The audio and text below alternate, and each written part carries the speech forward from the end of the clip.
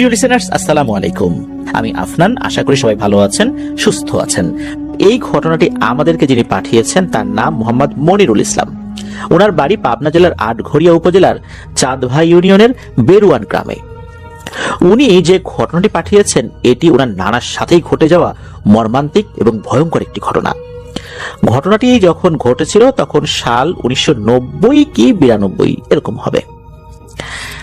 এই মনির ভাইয়ের নানা বাড়ি কিন্তু এই একই উপজেলায়, অর্থাৎ আটঘরিয়া উপজেলার অন্য আরেকটি গ্রামে। নানার নামটি সঙ্গত কারণে উনি বলেননি, আর নানা বাড়ির যেই গ্রামের নাম সেটাও বলেননি। উনার নানা ছিলেন ওই অঞ্চলের খুবই ক্ষমতাশালী এবং ধনী একজন ব্যক্তি। ওনার কথা অনেকেই মেনে নিতেন, মনে না চাইলেও মেনে নিতেন। নানার ছিল এক মেয়ে এক ছেলে।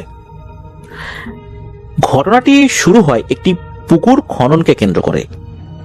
ওই সময় গ্রাম এলাকায় কিন্তু পুকুরের অনেক ব্যবহার ছিল।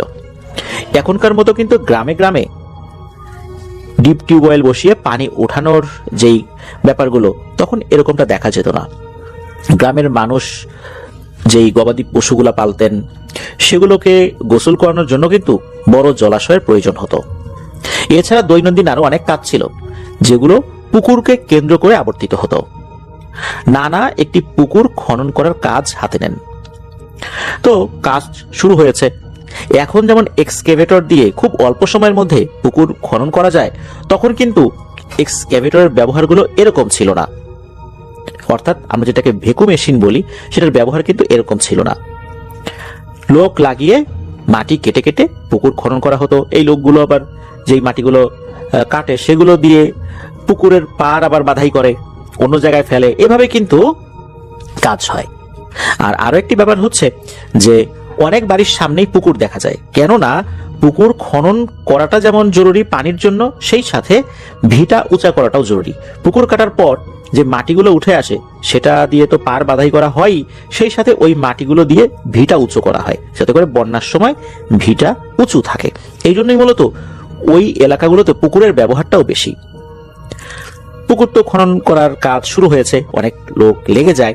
পুকুর খনন করতে করতে হঠাৎ করে একজন লোক চিৎকার করে ওঠে, উনি খুব ভয় পেয়েছেন। তখন অন্য লোকজন চলে আসে, কি হয়েছে কি হয়েছে। অন্য লোকজনও যেটা দেখেন এটা দেখে তারাও ভয় পান, কেননা তারা দেখেন একটা মানুষের মাথার খুলি, আর এই খুলির সাথে একটি ভয়ানক কালো সাপ পেঁচিয়ে আছে। একটা মানুষের মাথার খুলি, তার সাথে ভয়ানক একটি কালো সাপ। এরকম কালো সাপ সচরাচর কিন্তু দেখা যায় না। একদম কুচকুচে কালো সাপ দেখতে কিন্তু খুবই ভয়ঙ্কর হয়। আর এই সাপটি অনেক বড় না হলেও বেশ মোটা এবং ভয়ঙ্কর ছিল। এদিকে এই ভয়ঙ্কর সাপটা যে মানুষকে দেখে আক্রমণ করতে আসছে বিষয়টা এরকম না, সে ওই খুলিকে পেঁচিয়েই চুপচাপ আছে। এদিকে লোকজন সব কাজকর্ম ছেড়ে এই জিনিসটা দেখার জন্য ছুটে গিয়েছে। এই জিনিসটা আবার নানা দেখেছেন। নানা চিন্তা করলেন যে কি ব্যাপার, সবাই কাজকর্ম বাদ দিয়ে ওইখানে এসে জটলা পাকিয়েছে কেন। উনি দূর থেকে বলেছেন, এই কি হয়েছে ওইখানে। তখন ওই শ্রমিকদের যিনি সর্দার, উনি আবার চিৎকার করে বলছেন, ও কাকা এদিকে আসেন, এই দেখে যান কি একটা ভয়ঙ্কর জিনিস, মনে হচ্ছে অন্যরকম কিছু। তো নানা ওদিকে গিয়েছেন, গিয়ে এই জিনিসটা দেখেছেন। এই নানা ছিলেন খুব জেদি আর রাগী একজন মানুষ। উনি বলেন যে কি এমন হয়েছে, মাটির নিচে এরকম অনেক কিছুই থাকতে পারে। এইখানে তো মাটি ছিল, হতে পারে এর নিচ দিয়ে গর্ত ছিল, এখানে হয়তোবা কোনো একটা সময় কবর ছিল, আর এই জায়গা কোনো কারণে ফাঁকা থাকতেই পারে মাটির নিচে। এখানে সাপ এসে আস্তানা গেছে, তো কি হয়েছে, এই এক্ষুনি একজন এই সাপটাকে মেরে ফেল আর কাজ শুরু কর। এখন এই কাজ কে করবে, কেউ তো রাজি হয় না, যে সাপটা তো স্বাভাবিক বলে মনে হয় না, এরকম সাপ তো ওনারা কখন দেখেন নাই। না না, একজনকে বলেন যে এই তুই কি মারবি, মার এই সাপটা। ওই লোকটা আবার ওই শ্রমিকদের মধ্যে বেশ সাহসী মানুষ ছিলেন, তবে উনি একটু ইতস্তত বোধ করছিলেন মারবেন কি মারবেন না।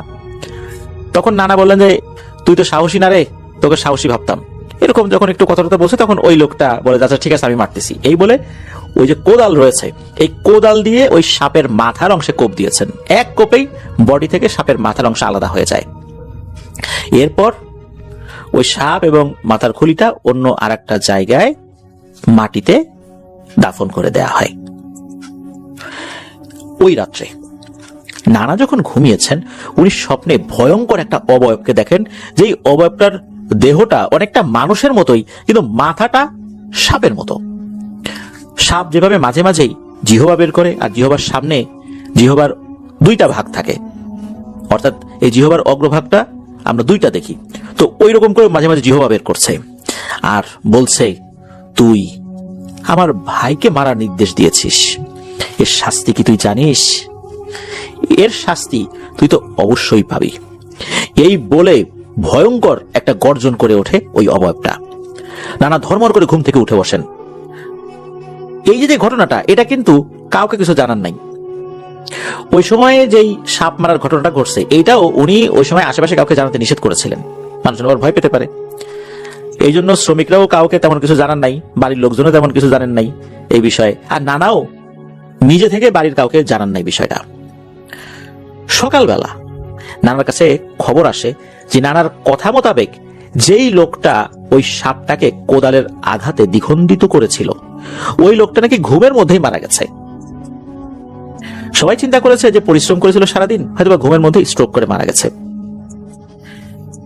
সবাই এরকমটা ভাবলেও কিছু কিছু শ্রমিক ভেবেছিল এখানে অন্য কোনো ব্যাপার থাকতে পারে, আর নানা কিছুটা আঁচ করতে পেরেছিলেন। ওই দিন ওভাবেই কেটে যায়। নানা ওই দিন রাতের বেলা খাওয়া দাওয়া করে শুয়ে পড়েছেন, ঘুমিয়ে গেছেন। স্বপ্নে আবারও সেই অবয়বটাকে দেখেন। ওই অবয়বটি ওই রাত্রে নানাকে স্বপ্নের মধ্যে বলছে, তুই যে কাজ করেছিস তার একমাত্র পরিণাম হচ্ছে মৃত্যু। তোর কথা অনুযায়ী তোর যে চেলা কাজটি করেছে, ওর পরিণতি কি হয়েছে তা তো তুই দেখেছিস। মনে রাখিস, তোকে আমার হাত থেকে এই পৃথিবীতে কেউ বাঁচাতে আসবে না। এরপর আবারও ভয়ঙ্কর একটা হুঙ্কার দিয়ে ওঠে ওই অবয়বটা। নানা এবারও ধর্মর করে উঠে বসেন, ঘেমে একাকার হয়ে গেছেন। এবারও নানা এটাকে দুঃস্বপ্ন ভেবে উড়িয়ে দিয়েছেন। উনি চিন্তা করেছেন যে বাস্তবে এরকম সাপ টাপ দেখলে ঘুমের মধ্যে মানুষ এরকম সাপ দেখে, এটা ওরকম কোনো কিছু না। এইটা বলে উনি নিজের মনকে সান্ত্বনা দিচ্ছিলেন। তাছাড়া যে লোকটা মারা গেছে, এমনটা না যে তার লাশটা দেখে অস্বাভাবিক কিছু মনে হয়েছে, তার শরীরে কোনো সাপে কাটার দাগ আছে, এমনটা তো মনে হয়নি। তার ডেড বডি দেখেও অস্বাভাবিক কোনো কিছু মনে হয়নি। এরকম তো মানুষ মারা যেতেই পারে, এরকম মারা যায়ও মানুষ, তাই এটা নিয়ে তো এরকম ভাবনা চিন্তার কিছু নাই। তো সকালবেলা উনি ওনার কাজে গিয়েছেন। পুকুরের খনন কাজ কিন্তু চলছে, তবে খনন কাজের ক্ষেত্রে অন্য কোনো ধরনের বিপত্তি বাধে নাই, শুধু ওই একটা বিষয় হয়েছিল শুরুতে, এরপর আর কোনো সমস্যা হয়নি। তো নানা কোন একটা কাজে গিয়েছিলেন। উনি বিকেলের দিকে যদি কোথাও বের হতেন বা দুপুরের দিকে কোথাও বের হতেন, ফিরতে যদি রাত হওয়ার সম্ভাবনা থাকতো, তখন নানা একটি ব্যাটারি চালিত টর্চ লাইট নিয়ে বের হতেন। তখন অবশ্য গ্রামে চার্জার লাইটের প্রচলনটা শুরু হয়নি। ড্রাই সেল ব্যাটারি যেই টর্চ লাইটগুলো ছিল, 2 ব্যাটারি, 3 ব্যাটারি, 4 ব্যাটারি, 5 ব্যাটারি, এরকম লাইটগুলো ছিল, এগুলো মানুষ ব্যবহার করতো। তো নানার এরকম একটা ব্যাটারি ছিল, যেই ব্যাটারিগুলো ওই টর্চ ব্যাটারি চালিত টর্চ লাইট ছিল, যেটা দিয়ে উনি রাত্রেবেলা আসা যাওয়া করতেন। তো নানা তো ওই লাইটটা জ্বালিয়েই ফিরছিলেন বাড়ির দিকে। রাত যে আহামরি বেশি হয়েছে তা না, এছাড়া আজান হয়েছে বা হয়নি এরকম একটা সময় হবে আর কি। তো নানা যেই পথ দিয়ে আসছিলেন, ওই পথে নানা একাই ছিলেন। হঠাৎ করে পেছন থেকে কেউ একজন বলে ওঠে, এইবার তোকে পাইছি রে, পাইছি এবার তোকে। এই কথা শোনার পর নানা কি করেছেন, ওই টর্চ লাইট জ্বালিয়েই পেছন দিকে ঘুরেছেন। যখন ঘুরেছেন, উনি টর্চ লাইটের আলো ফেলে ভয়ঙ্কর একটা অবয়ব দেখেন। উনি দেখেন এটা সেই অবয়ব যেই অবয়বকে উনি রাতের বেলা কয়েকবার স্বপ্নে দেখেছেন। কি যে ভয়ঙ্কর বিভৎস দেখতে সেই অবয়বটা! মাথাটা সাপের মতো, দেহটা মানুষের মতো দেখতে হলেও একদম অবিকল মানুষের মতো দেহ না, তবে মানুষের দেহের কাছাকাছি যায় আর কি। 2 হাত আছে, 2 পা আছে, এটা দেখে মনে হচ্ছে মানুষের মতো দেহ। আর মাথাটা সাপের মতো, আর জিহবাটা লক লক করে মাঝে মাঝে বেরিয়ে আসছে। উনি এটা দেখার পর আল্লাহর নাম নিয়ে ঘুরে দিয়েছেন বাড়ির দিকে দৌড় শুরু করেছেন। মোটামুটি হয়তোবা 10 সেকেন্ড দৌড় দিয়েছেন। হঠাৎ করে ওনার কাছে মনে হলো ধরাম করে ওনার ঘাড়ের উপর কেউ আঘাত করলো। যখনই আঘাত করেছে তখন নানা মাটিতে পড়ে যায়। যেহেতু উনি দৌড়ের উপর ছিলেন, ঘাড়ের উপর কেউ আঘাত করলে সামনের দিকে ঝুঁকে পড়ে যাবেন, এটাই স্বাভাবিক। নানা ঝুঁকে পড়ে যাওয়ার পর কয়েকবার ডিগবাজি খেয়ে পড়েন আর কি। উনি তো বয়স্ক মানুষ ছিলেন, এইভাবে হঠাৎ করে পড়ে গেলে তো শরীরে মারাত্মক আঘাত লাগে। উনি যখন উপর হয়ে পড়ে আছেন, তারপর একটু ঘুরে ওঠার চেষ্টা করবেন, তখন হঠাৎ করে মনে হলো ওই অবয়বটা ওনার বুকের উপর এসে বসলো। এরপর একের পর এক আঘাত করতে থাকে নানাকে। নানা তো বুঝতে পেরেছেন ওনার সময় শেষ হয়ে এসেছে। উনি ওই অবস্থাতে যা দোয়া দরুদ জানতেন মনে মনে পড়তে থাকেন। আল্লাহর কি ইশারা, ওই সময় আবার কিছু মানুষ ওই রাস্তা দিয়ে আসছিলেন। তারা দেখেন যে একজন মানুষ, সে মনে হচ্ছে কোনো কিছুর সাথে ধস্তাধস্তি করছে, তবে কিসের সাথে ধস্তাধস্তি করছে এটা বোঝা যাচ্ছে না। তাদের কাছে এটাও মনে হয় যে কোন একজন মানুষকে মনে হলো শূন্যে তুলে ফেললো, আবার মাটিতে আশ্রে ফেললো, এরকমটা মনে হয়। তারা দূর থেকে বলে, এই কে ওখানে রে, কি হচ্ছে এগুলা? এরপর তারা ওই দিকটাতে দৌড়ে যায়, গিয়ে দেখে একজন মানুষ একদম রক্তারক্তি অবস্থায় পড়ে আছে, চেহারা জুড়ে রক্ত, মানে এমন ভাবে রক্তে চেহারাটাও ভেসে গেছে যে চেহারা দেখে আসলে বোঝার উপায় না এটাকে। তারা অবশ্য চিনতে পেরেছিলেন যে এটা নানা। নানার ওই সময় সেন্স ছিল না। তারা নানাকে ধরাধরি করে বাসায় নিয়ে আসেন। ওই রাত্রে নানার জ্ঞান ফেরে নাই। বাড়িতে আসার পর পরিবারের সদস্যরা নানার রক্ত পরিষ্কার করে ক্ষত স্থানে তারা যেই গ্রামীণ যে চিকিৎসা আছে সেটা দিয়ে প্রাথমিক চিকিৎসা দেন। সকালবেলা নানার জ্ঞান ফেরে, তবে ওনার শরীরে কোনো শক্তি ছিল না, একদম দুর্বল। প্রতিবেশীরাও আসেন কি হয়েছিল জানার জন্য। নানি তো কান্নাকাটি করছেন, হাত পাখা দিয়ে বাতাস করছেন নানাকে। ওই প্রথমবারের মতো নানা সবাইকে শুরু থেকে শেষ পর্যন্ত সবকিছু খুলে বলেন। এটা শোনার পর পরিবারের সদস্যরা বলে, কেন এই বিষয়টা আগে থেকে তাদেরকে জানানো হয় নাই?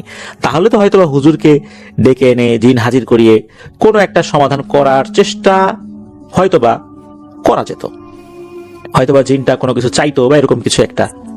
সেটা তো ওনারা দেওয়ার সামর্থ্য রাখতেন বলে ওনাদের বিশ্বাস। কিন্তু নানা কেন জানান নাই, এটা নিয়ে সবাই নানাকে বলেন। তখন নানা বলেন যে আমি তো বুঝতে পারি নাই যে এই বিষয়টা এই পর্যায়ে যাবে। যাই হোক, এলাকার মসজিদের হুজুরকে ডাকাও হয়। হুজুর এসে নানাকে ঝাড়ফুঁক করেন। উনি সান্ত্বনা দিয়ে যান যে নানা সুস্থ হয়ে যাবেন, এই বলে চলে যান। তবে ওনার চোখে মুখে একটা আতঙ্কের ছাপ ছিল। আসলে নানার সুস্থ হওয়া আর হয়ে ওঠেনি। পরের দিন সকালেই আল্লাহর ডাকে সাড়া দিয়ে উনি দুনিয়ার মায়া ত্যাগ করে চলে যান। ইন্না লিল্লাহি ওয়া ইন্না ইলাইহি রাজিউন। তো এটাই ছিল ঘটনা। প্রিয় লিসেনার্স, আমরা বিভিন্ন ক্ষেত্রে দেখেছি মানুষ এমন কিছু ভুল করে বসে যেটার খেসারত তাকে জীবন দিয়ে দিতে হয়।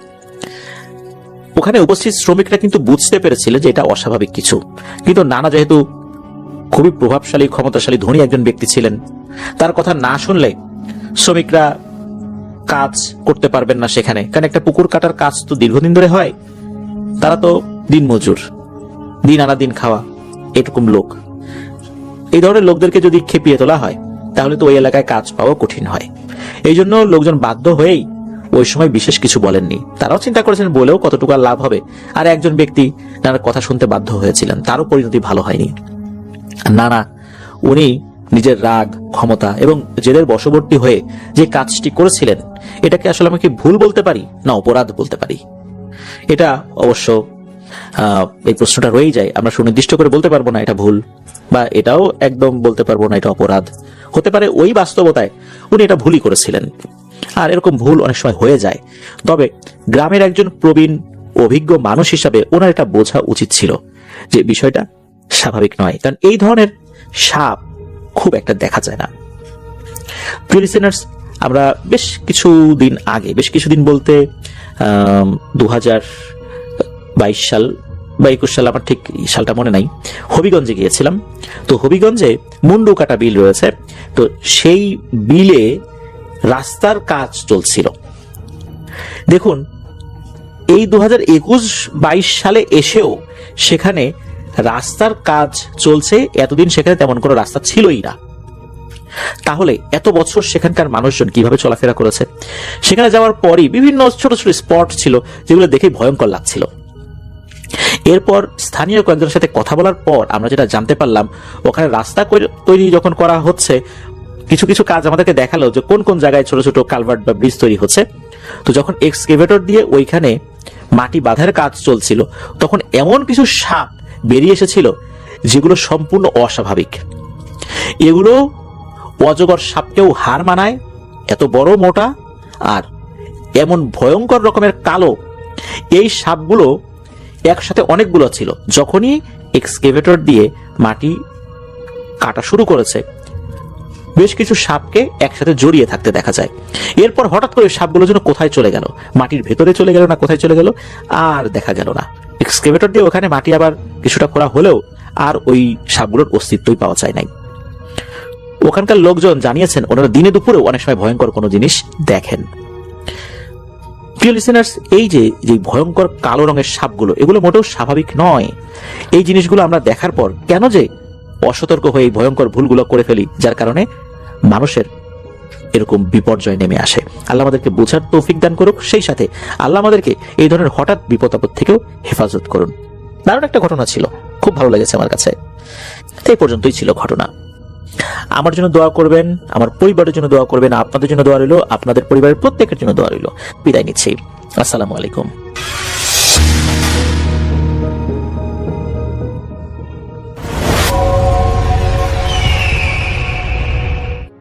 আসসালামু আলাইকুম। আপনাদের সবাইকে সাদর আমন্ত্রণ জানাচ্ছি। আমি আহমেদ বাবু। কেমন আছেন আপনারা? আশা করি সবাই ভালো আছেন। আমি আল্লাহর মধ্যে ভালো আছি, আলহামদুলিল্লাহ। যে ঘটনাটি আমাদের সাথে রংপুর সদর থেকে শেয়ার করেছেন রতন চৌধুরী, এবং রতন আমাকে অনুরোধ করেছেন আমি যেন ঘটনাটা আমার মতো করে আপনাদের কাছে প্রেজেন্ট করি। আমি চলে যাব রতনের ঘটনায়। ঘটনাটি রতনদের গ্রামের বাড়িতে ঘটেছিল 80-র দশকে, বেশ অনেক বছর আগের কথা। তখন পরিবেশ একেবারে অন্যরকম ছিল গ্রামে। তো সেইখানে একজন ব্যক্তি ছিলেন যার নাম ছিল মুখলেস, এবং সেই মুখলেস যিনি ছিলেন তিনি সেলাইয়ের কাজ করতেন, তার মেশিন ছিল, তিনি দর্জির কাজ করতেন। এবং গ্রামের অনেক, তখনকার সময় আসলে ওইরকম টেইলার শপ কিন্তু ছিল না। তো এই যে যারাই এই কাজটা করতো তাদের কাছেই সব অর্ডারগুলো আসতো এবং এসে দিয়ে যেত। তো মুখলেস সাহেব একাই এই কাজগুলো করতেন, এবং তিনি বেশ অনেক রাত পর্যন্ত সেলাই করতেন আর কি। বিভিন্ন গ্রামের মানুষের জামা, তারপর আরো অনেক মহিলাদের কাপড় চোপড়ের অর্ডার, অনেক কিছুই পেতেন তিনি। তো এবং মোটামুটি ভালোই একজন সৎ মানুষ ছিলেন তিনি। তো সেই মুখলেস সাহেবের সাথে একটা ঘটনা ঘটে এক সময়। তো একদিন রাতে মুখলেস সাহেব কাজ করছিলেন। তিনি মোটামুটি সন্ধ্যার পরে টুকিটাকি তার কাজ সেরে, তার ইশার নামাজ কালাম শেষ করে তিনি আবার বসতেন তার কাজে। দিনের বেলা তো কাজ করতেনই, তো যখন অর্ডার বেশি পড়ে যেত তখন কাজ করতেন। একদিন তিনি কাজ করছেন এরকম সময়, এবং শীতের রাত, বেশ ঠান্ডা পড়েছে। তো মুখলেস সাহেবের যেহেতু বয়স হয়েছিল, তিনি খুব ভালো যে দেখতে পাচ্ছেন তা না, একটু সমস্যা হচ্ছে। চোখে ভারী চশমা পরে হারিকেন দুইটা জ্বালায় দুই পাশ থেকে রাখছেন, রেখে তিনি কাজ করতেছেন তার সেলাই মেশিনের কাছে। এবং একঘেয়ে সেলাই মেশিনের শব্দ, এটার সাথে তিনি অভ্যস্তই। তো অনেকক্ষণ হয়ে গেল তার সেলাই করতে করতে চোখে ঘুম লেগে আসছে। এরকম সময় তিনি তার বাসার চালে একটা ঢিলের শব্দ শুনলেন। মনে হলো ঠাস করে কেউ জোরে একটা ঢিল মারলো তার বাসায়। মানে কঠিন অবস্থা, মানে বেশ জোরে একটা ঢিল পড়লো এসে, মানে ভয় পেয়ে যাওয়ার মতো। হঠাৎ করে বেশ জোরে একটা ডিম করে ঢিল। তো মুখলেস সাহেব অস্বস্তি ফিল করলেন, এরকম ঢিল তার বাসায় কে মারবে এরকম রাতের বেলা। তো একটু চিন্তা করলেন যে এখানে কি, বা তার ঘরের আশেপাশে কিন্তু কোনো ঘর নাই, তিনি বেশ একটু খোলা জায়গায় থাকেন, তার মানে তার বাসাটা অন্যান্য বাসার থেকে বেশ দূরে।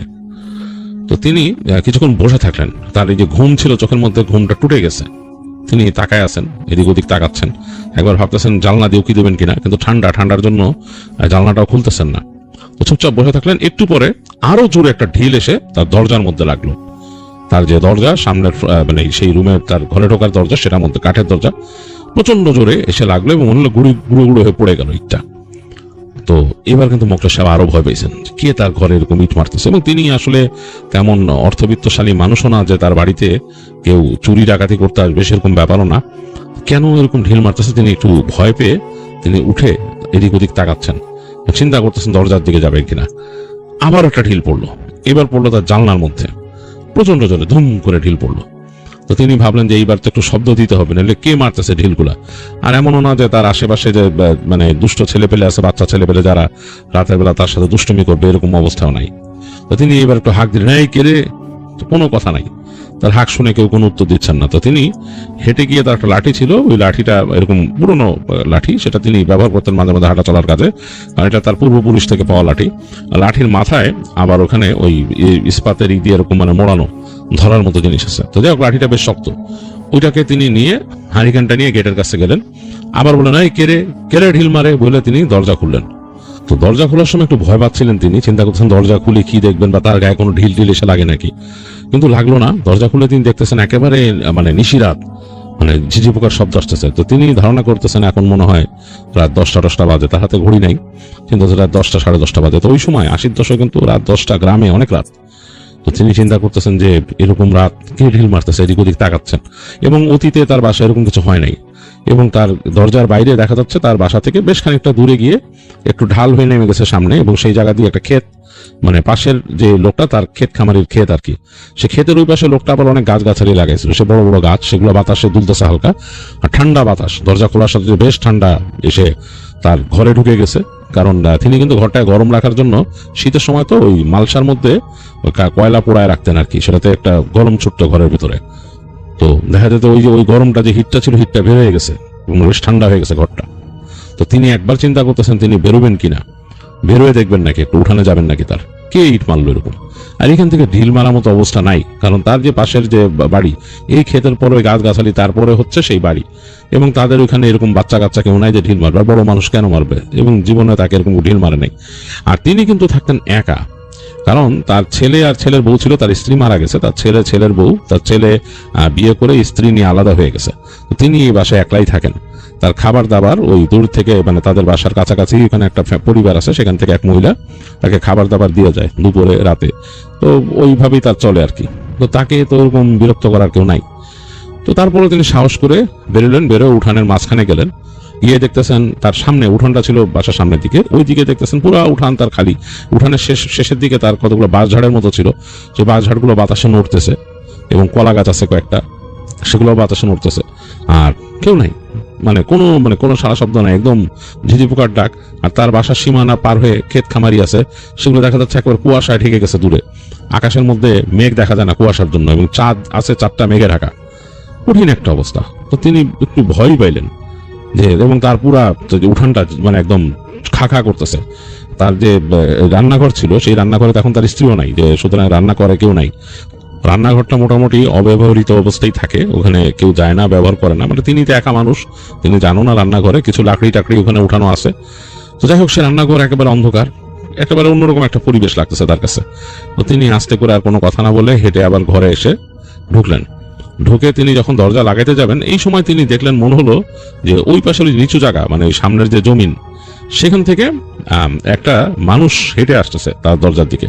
তার বুকটা একটু কেঁপে উঠলো, মানে মোখলেস মিয়ার বুক একটু কেঁপে উঠলো, মানে ভয়ে, হঠাৎ করে একটা মানুষ এরকম অন্ধকার ফুড়ে বেরোচ্ছে। তো মানুষটা হেঁটে মনে হচ্ছে বেশ বলশালী মানুষই, হ্যাঁ, এটা খুব সুন্দর সোজাভাবে হাঁটতেছে, মানে তার থেকে, মানে তিনি তো নিজে বয়স হয়ে গেছে, একটু দুর্বল হয়ে গেছেন, সে লোকটা মানে বেশ বলশালী ভাবে হেঁটে আসতেছে। মোখলেস মিয়া নিজে কিন্তু বেশ বলশালী মানুষ ছিলেন, তার আরো যখন যৌবন ছিল। তো তার কাছে কেন জানি মনে হলো তিনি তার যৌবনের কাইন্ড অফ প্রতিচ্ছবি দেখতেছেন অনেকটা। বাট লোকটা যখন হেঁটে আসছে, তিনি সবচেয়ে বেশি আশ্চর্য হইলেন যে এইটা প্রায় তার মতো দেখতেই একটা মানুষ, প্রায় একই রকম, এবং তার যে বয়স হচ্ছে বার্ধক্য, সেরকমই তার মতো চুলটা এরকম, তার চুলটা কাঁচা পাকা, এবং তার দাড়িটা পুরোপুরি সাদা, এবং নেমে গেছে ওরকম, দাড়িকেও পুরোই সাদা, এবং সে পরে আছে একটা কালো রঙের পাঞ্জাবি, সাদা রঙের লুঙ্গি, এবং তার মতোই একটা সাদা টুপি পরা মাথায়। তো একেবারে তার কাছাকাছি যখন আসছে তার হেঁটে, তখন তিনি দেখতে পাচ্ছেন লোকটাকে, এবং দেখে তিনি তার বুকে একটু কাঁপন ধরছে, কারণ চেহারাটা তার মতো। যে কেউ দেখলে বলবে যে এটা মোখলেস মিয়ার ভাই। মোখলেস মিয়ার কিন্তু কোনো ভাই নাই, তার এক ভাই ছিল অনেক আগে, সে চলে গেছে পৃথিবী থেকে।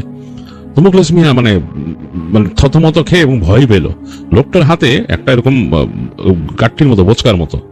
তো লোকটা এসে তাকে সালাম দিল থেকে। তো মোখলেস মিয়া তাকে সালামের উত্তর দিলেন, দিয়ে বললেন যে, আপনার তো চিনলাম না, কি ব্যাপার?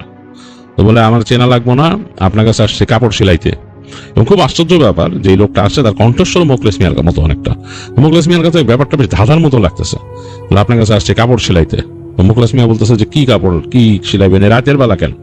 দিনের বেলায় তো আসতে পারছেন, রাতের বেলা কারো থেকে এরকম নেই না, অর্ডার নেই না, আমার থেকে নিবেন। তো বলে লোকটা তার কাছে আরো সামনে চলে আসলো। এই দেখলেন লোকটার গায়ে থেকে আতরের ঘ্রাণ আসতেছে, বেশ কঠিন আতরের ঘ্রাণ।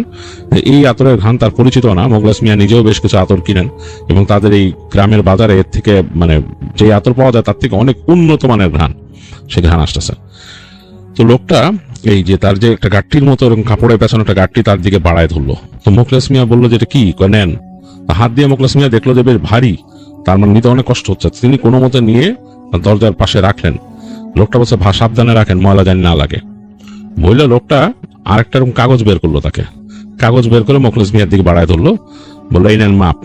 তো মোখলেস মিয়া খুব অবাক হলো, কাগজের মধ্যে খুব সুন্দর গুটি গুটি অক্ষরে মাপ লেখা এবং একটা দর্জি যেভাবে মাপ নেয় ঠিক সেভাবে মাপ দেয়া, এবং মাপটা দেখে মনে হচ্ছে মহিলাদের কোনো কাপড়ের মাপ, তো যেটা বোরখা, তিনি যে বোরখা বানান সে বোরখার মতো মাপ। কিন্তু সবচেয়ে আশ্চর্য ব্যাপার, তিনি কিন্তু দেখতেছেন হারিকেনের আলোতে এবং কাপা কাপা আলোতে কাগজের উপর পড়তেছে। সবচেয়ে আশ্চর্য হলেন তিনি চোখ বুলাইতে যে সে মাপের মধ্যে যে মাপগুলো লেখা, মানে সংখ্যাগুলো দেওয়া, সেগুলো এত বড় বড় যে তিনি অবাক হলেন যে এই মানুষটার উচ্চতা মিনিমাম 8 ফিট হতে পারে তার আন্দাজে, যে যেই মাপ দেয়া আছে। তিনি বলেন এগুলা কি মাপ দিচ্ছেন, এটা কোনো মাপ হলো? তো লোকটা ওখান থেকে তার দিকে তাকায় আছে, তার হ্যারিকেনের আলো লোকটার মুখে পড়তেছে, দেখতে অবিকল তার মতো, মুখলেস মিয়ার মতোই দেখতে, এবং তার চোখগুলো চকচক করতেছে, চোখ দুটো একদম সে নিষ্প্রভ দৃষ্টিতে তাকায় আছে মুখলেস মিয়ার দিকে। তার চোখের যে সাদা অংশে মুখলেস মিয়ার এই হ্যারিকেনের আলো রিফ্লেক্ট করতেছে এবং কাঁপতেছে। মুখলেস মিয়া তার দৃষ্টির দিকে তাকায় থতমত খেয়ে গেলেন। লোকটা শুধু তাকে বললো বানাইতে দিছি, বানায়েন, মঙ্গলবার রাইতে ডেলিভারি লয়ে যাবো, আর এই লোন অ্যাডভান্স বলে লোকটা তার পকেটে হাত দিল। পকেটে হাত দিয়ে সে একটা এনভেলপ বের করলো, এটা বাদামি রঙের একটা এনভেলপ এবং ভাঁজ করা। তো মুখলেস মিয়ার দিকে বাড়ায় ধরলো। মুখলেস মিয়া ওই এনভেলপটা নিয়ে নিল নিজের অজান্তেই। নিতে নিতে সে একটু থতমত খাচ্ছে যে ব্যাপারটা কি, এবং তিনি তাকে বললেন যে কয়টা বোরখা? তো ওই লোকটা বললো 9টা। তো মুখলেস মিয়া তখন একটু থতমত খেয়ে বলতেছে আমি 9টা কেমনে বানাবো, 5 দিন সময় দিচ্ছেন, 5 দিনে 9টা কি হইব নাকি? আমি দিনে একটা বোরখা বানাইলে তো 9 দিন লাগবো।